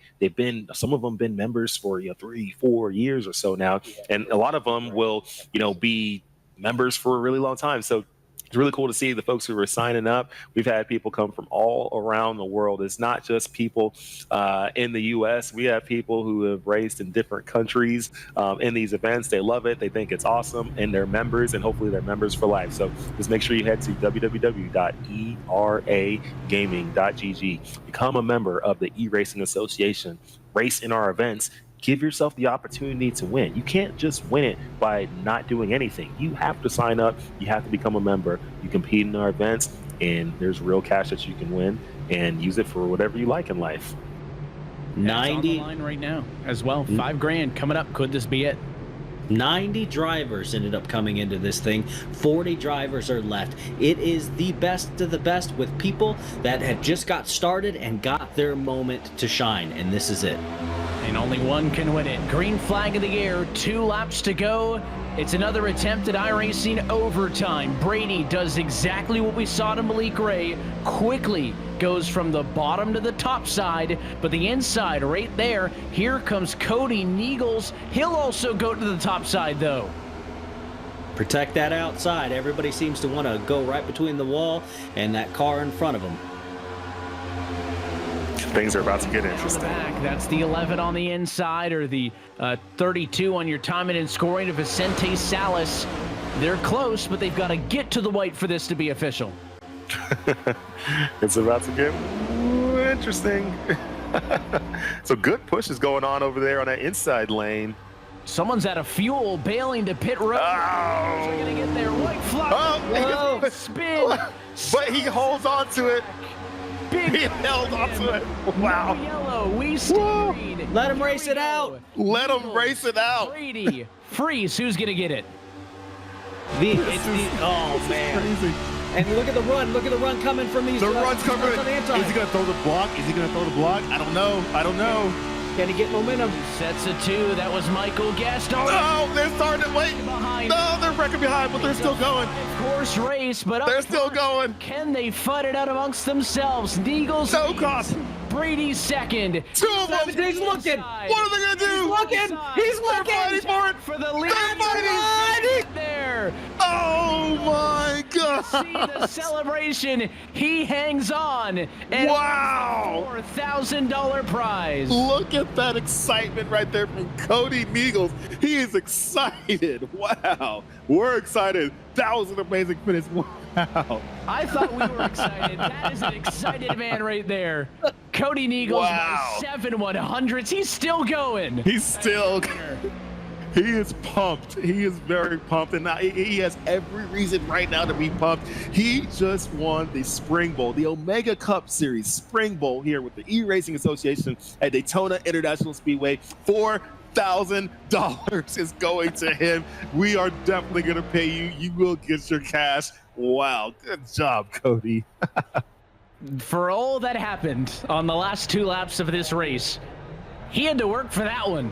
The 17 car tried to get under him not once, but twice.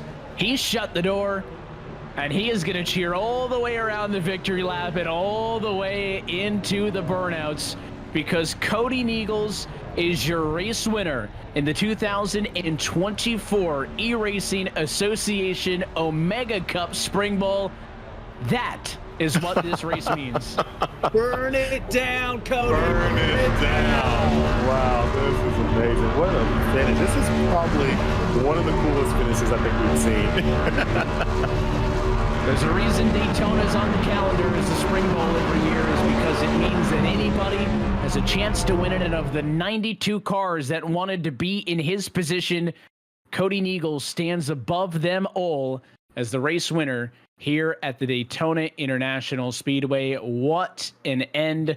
Let's wind it back and watch it again as we relive the final 2.5 miles of this race.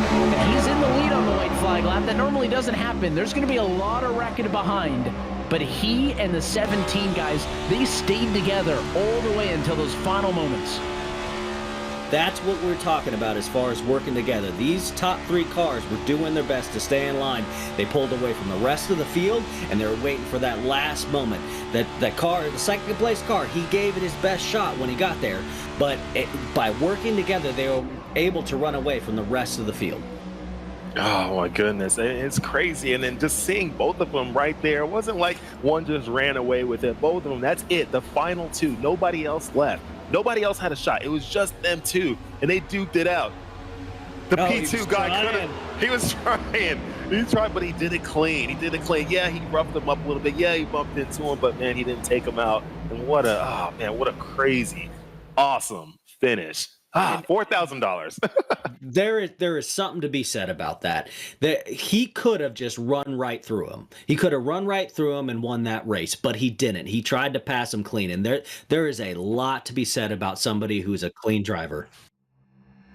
Well, let's take a look at your full race results, and there they are. The final margin of victory, 0.076 seconds for Cody Neagles over Max Brady for the race win in this ERA Omega Cup Spring Bowl. Michael Guest had a huge run down the back straightaway, but it stalled out. He settles for 3rd. Garrett Maines is 4th, and Colin Bowden is P5. We'll try to get a word with all of those drivers in just a few moments. Austin Green, Garrett Conrath, Andre Castro, who jumps up late for the P8 result, finishes ahead of Malik Ray in 9th, and then Ray Rittenauer the 2nd, who rounds out your top 10 finishers. Michael Sturgill, Joshua Watson, Junsa Lim, Logan Clampett, and Larry McDonald, your top 15. How about Larry McDonald bouncing back with a victory in his own right after the wreck early, P15, after a rough start to his day. Keegan Doherty, Brock Westmoreland, you got Braden Black, Jonathan Cofield, and Jacob Schneider, all the drivers on that slate inside of the top 20. And then Matthew Lee, Sean Conklin, and Yakov Kursanov will be the only drivers to finish on the lead lap in this race. Everybody else not going to make it to the scheduled distance. Doesn't mean they didn't have good nights. Even Kevin Freese led 5 laps back there. Busa and Korosek finish in the 30s. They led 7 laps combined, but it matters getting to the end. So we'll talk trackside with some of your top finishers in just a moment. First, we'll take one more opportunity to step aside. The post-race show is next. Cody Eagles is in victory lane at Daytona.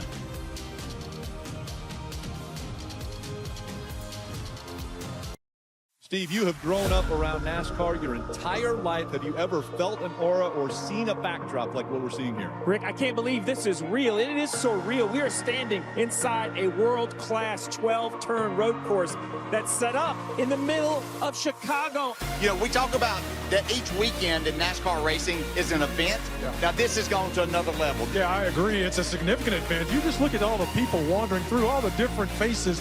Everyone's coming to see what's going on with this spectacle called NASCAR. A lot of these folks have never even seen a NASCAR race, and that is great to have all these new eyeballs on our sport. So excited to be here. This is a great opportunity for our sport.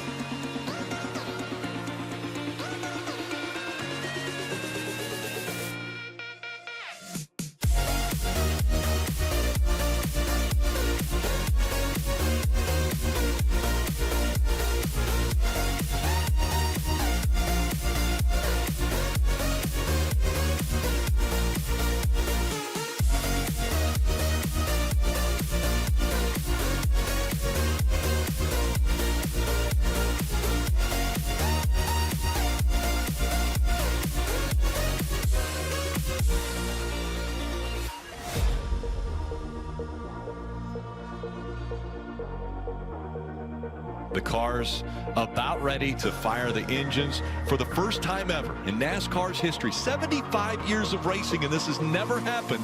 They're about to race on a street course. And if you feel the anxiety, so don't the competitors, right? The street course was enough, but as a former crew chief, this was always the most pressure-packed time I can't imagine.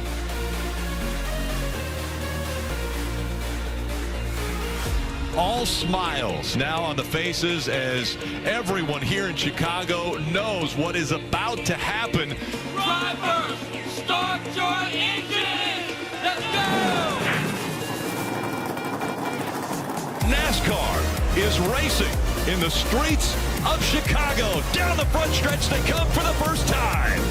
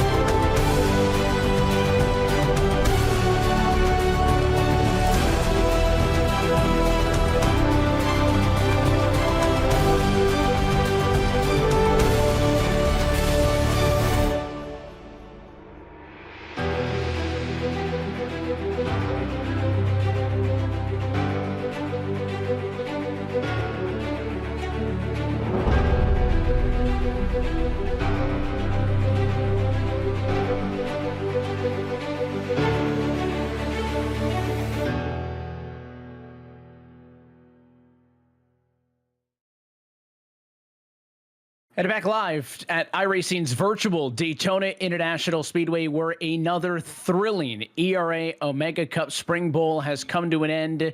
And in 2024, your winner is Cody Niegels. Down with him is Jesse. Cody, I can still see your heart racing right now. You just won $4,000 here at the Omega Cup Series Spring Bowl event at Daytona International Speedway. What is going on in your mind right now? What was going on in your mind on that final lap? There was so much excitement. We had the camera on you the entire time. You were so pumped. Tell us, just how are you feeling and what's on your mind? I've been doing iRacing for 4 years, and I specialize with super speedways because I just have a passion for it growing up being a Dale Earnhardt fan. And I've been in that spot a million times. So I knew that the pusher is where you want to be, but I also learned a thing from Kyler in the podium when he won on how to defend it. So I figured that I at least gave myself a fighting chance, and Kevin Freese being back there is the third. I was like, all right, if Max tries to go around me, I think Kevin might push me. So I gave myself a fighting chance. I had a look at it, and thankfully I was able to save it. Max, just fantastic job. He could have turned me, but he kept it clean. He definitely kept it clean, which we in the booth, as we watched that, we thought that was so cool that he was fighting, he was bumping, he was grinding, but he did not take the dirty way out. He did it clean, and you ended up getting the finish. Now you're getting all this cash, and you're also going to get a brand new pair of Goodyear footwear shoes that you can use in your sim, you can use to walk around, and you're probably going to use them to walk around and go spend all that cash you got. So how does it feel getting $4,000 from a sim racing event? I think it solidifies the time that I put into this and just the sheer dedication, man. I spent hours just working on qualifying alone and running money racing events, polishing up on the next gens and every other car, and just trying to be as complete of a racer on plate tracks as I can possibly be. And I'm surrounded by the best teammates, man. I couldn't ask for a better group, because without the teammates around me, I can't train and be ready for these situations. Those guys deserve all of the credit. That is awesome, and that's so selfless of you to be able to admit that. That's awesome. You're letting everybody know that, hey, you didn't do this alone. It's not like you just hopped in this thing, you didn't practice at all, you're just like whatever about it, you jump in and you end up winning. It wasn't luck. I mean, you put in the time, you put in the effort, and life is all about rewarding those who stay strong enough, long enough. You stayed with it, you stayed in it, and guess what? You ended up winning. Now you got $4,000 coming your way. You have some Goodyear footwear shoes coming your way. All this is coming your way. You got so many people who watched you and cheered you on in those final laps. Everybody's saying that's probably the best finish ERA has ever seen. Man, this must be exciting for you. Do you have any sponsors, any companies, any supporters, anybody that you want to thank also? Absolutely. I want to start off, Evan. I've always wanted to be in a race that you called, man. So thank you. Jesse, thank you. Everyone that called the race for making this happen, putting on the event. Thank you, guys. I will be back for a very, very long time, and I'm hoping this won't be my only win in ERA. I got to think for a second. I got to thank the Bank of Missouri. That's the company I work for. They've set me great in life, and I'm just going to give back and support them on my iRacing journey. I want to thank Extra Life. I want to thank Martin Sports. I want to thank my league I run for, OP Racing. I want to thank PGR Esports, Michael Triscaro. I want to thank Dale Cup. Steven Krosik, Zach Lima, Alex Hill, Vicente Guerrero, Kevin Freese. I want to thank everyone over at NBG, Matt Lee, Matthew Baker, Jeff Merck, everyone that has made this possible, guys. I couldn't have done it without each and every one of you. Thank you. And lastly, thank you to my friends and family for watching, guys. We did it. Awesome job, man. I can feel the excitement in you. Good job. And man, you absolutely earned this. This is all for you, man. I'm so pumped for you. And I look forward to seeing you in future events, going out there and competing again to try to get some more wins under your belt, man. Good job and congrats for everything. And man, we can't wait to see you at the next event. Thank you, guys. Appreciate it. Appreciate you guys for everything. Well, that's your race winner tonight at the Daytona International Speedway. Cody adds his name to the list of ERA Omega Cup winners. The second half of that battle of the line was Max Brady, and down with him is Kyle. Max, you finished second, but you did it clean. props to you for running a clean race. Now tell me, as you were getting up there and you were pulling away from those guys, what was it that was working for you that got you to move away from the rest of the field?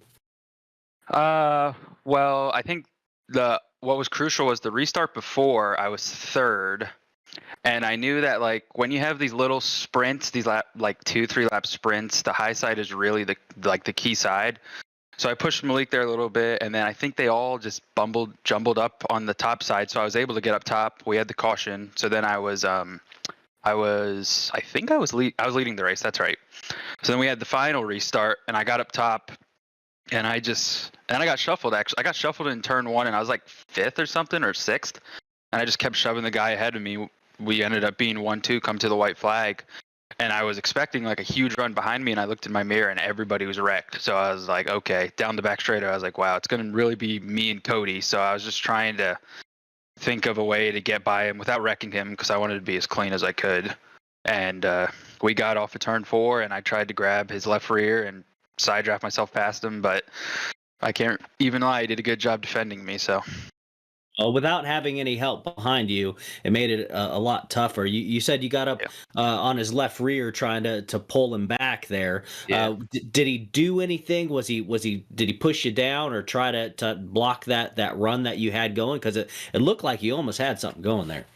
Yeah, I think thinking about it right now and looking back on it, I had like 2 actual shots there to really side draft up to him and pass him. The first time I made the move low, and I went back up to side draft his left rear, and like we hit a little bit, and it kind of stalled my car. And then I got my second chance, and I did it again, and like we hit, and it turned both of us like sideways a little bit. And he was like, at that point, he was basically at the checkered flag, so I didn't even have time to do any other type of move.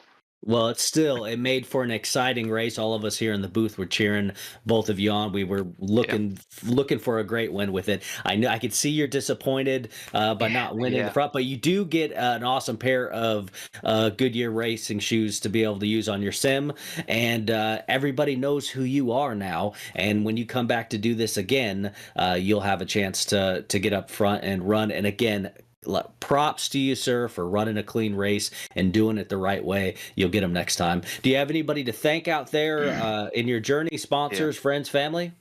Yeah, I gotta thank. My car is kind of like a half and half paint.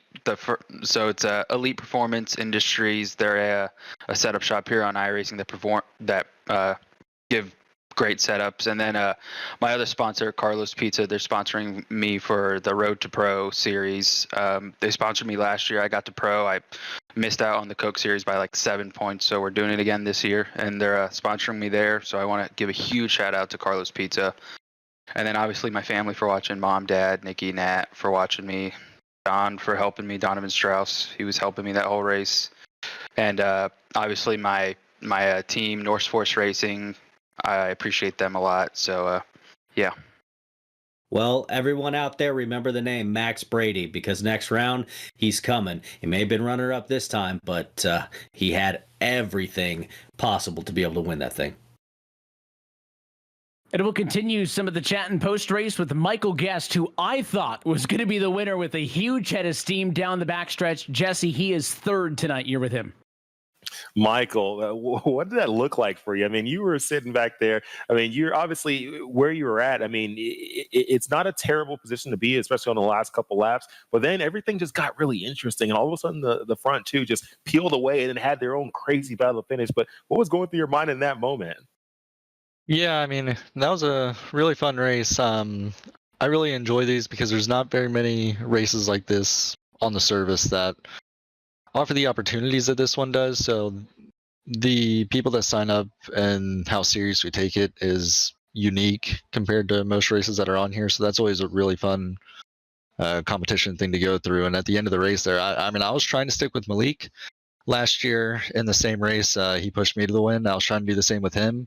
Unfortunately, that outside had a weird restart, and I started getting left out, so I had to go up, and I tried to lift for Malik, and unfortunately he ended up getting just side drafted back. So that was really unfortunate.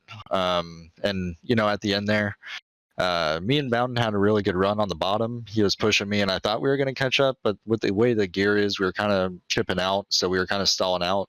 Kind of noticed whenever people were tandeming and they were going as fast as 205, 208 or whatever, kind of start to stall out just because you couldn't go any faster with the way the gear set and the setup. So I kind of figured that once we got off of 2 and I saw how fast they were going, that it was kind of over. And then Bowden got side drafted by the guy that was left out from them, and we just kind of fell back. So that was unfortunate for us. But I mean, that was a really fun race. I'm definitely happy with third.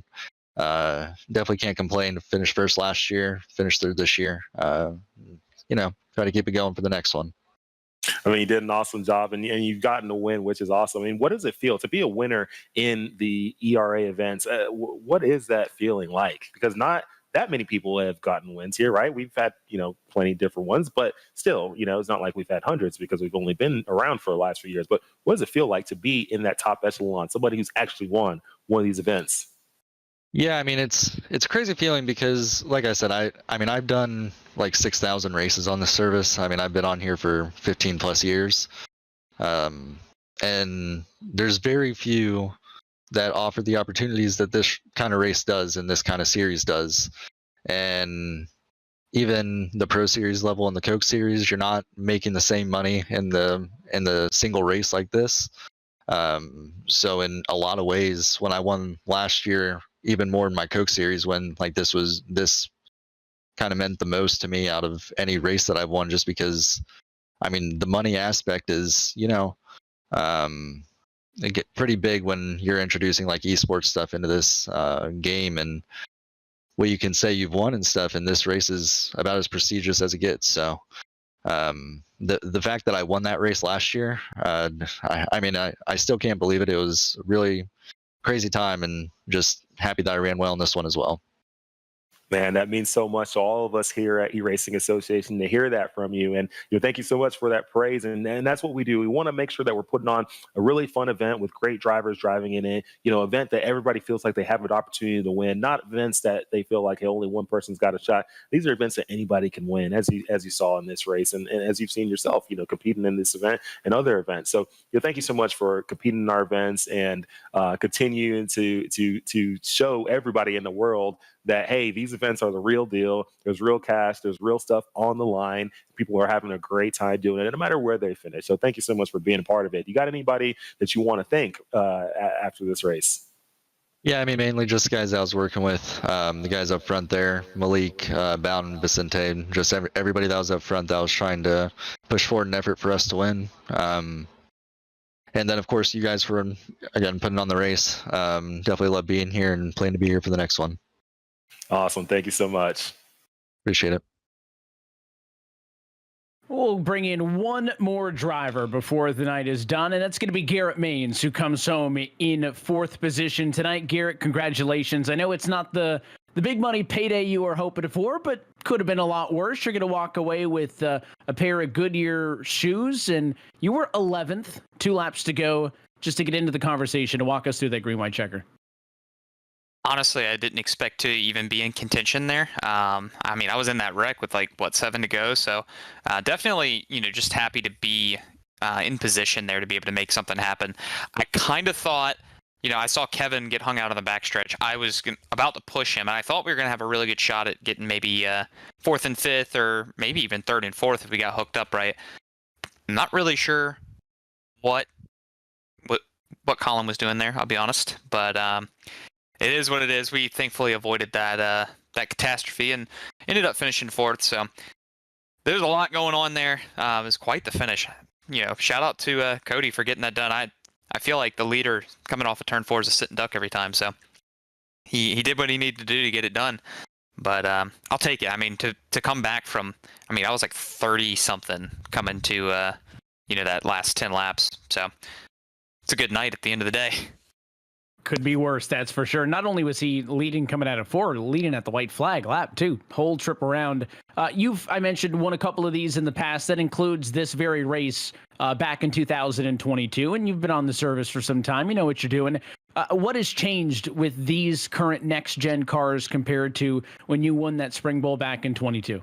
Well, I'll be honest with you. It went much like this race. I led, I believe, probably the most laps. I know I did tonight, but I was up front in that race as well. We were in control of that race for a lot of it.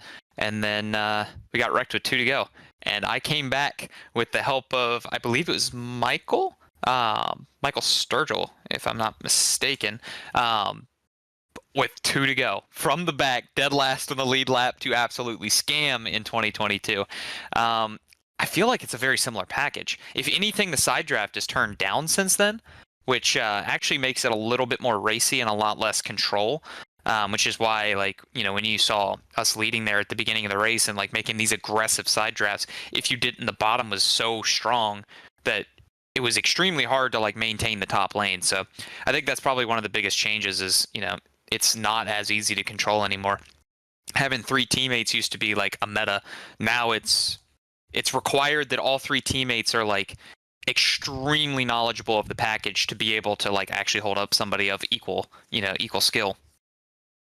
It was a fun one, and I know we're likely to see you not only in this SpringBowl again going forward, but in the other ERA events as well, Garrett. So thanks for participating and putting on a show. Congrats on a good result, and we'll catch you next time.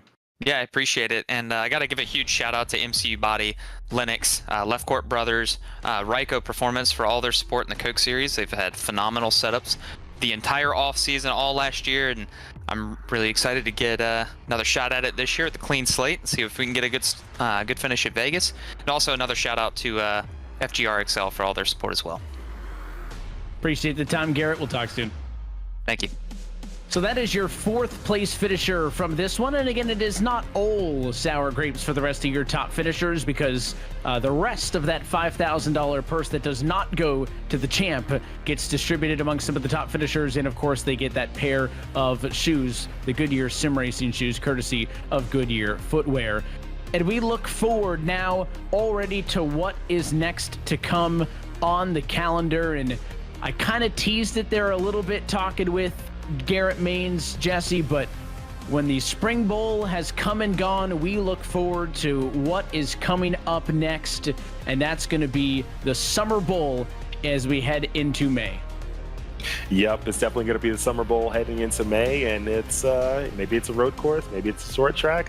Who knows? Maybe we do a figure 8. I don't know, but it's going to be exciting. Any of them. It'll be exciting, but what we do know is there's going to be cash prizes. People can win real money, and they'll have these amazing pairs of Goodyear footwear shoes for the top 5. They'll be getting those and being able to walk around with them and also play on their sim with them, because that's our official sim racing shoe now. So yeah, a lot of exciting things to come. We still have 3 more events the rest of this year, a lot of money to give out, and a lot of excitement to come.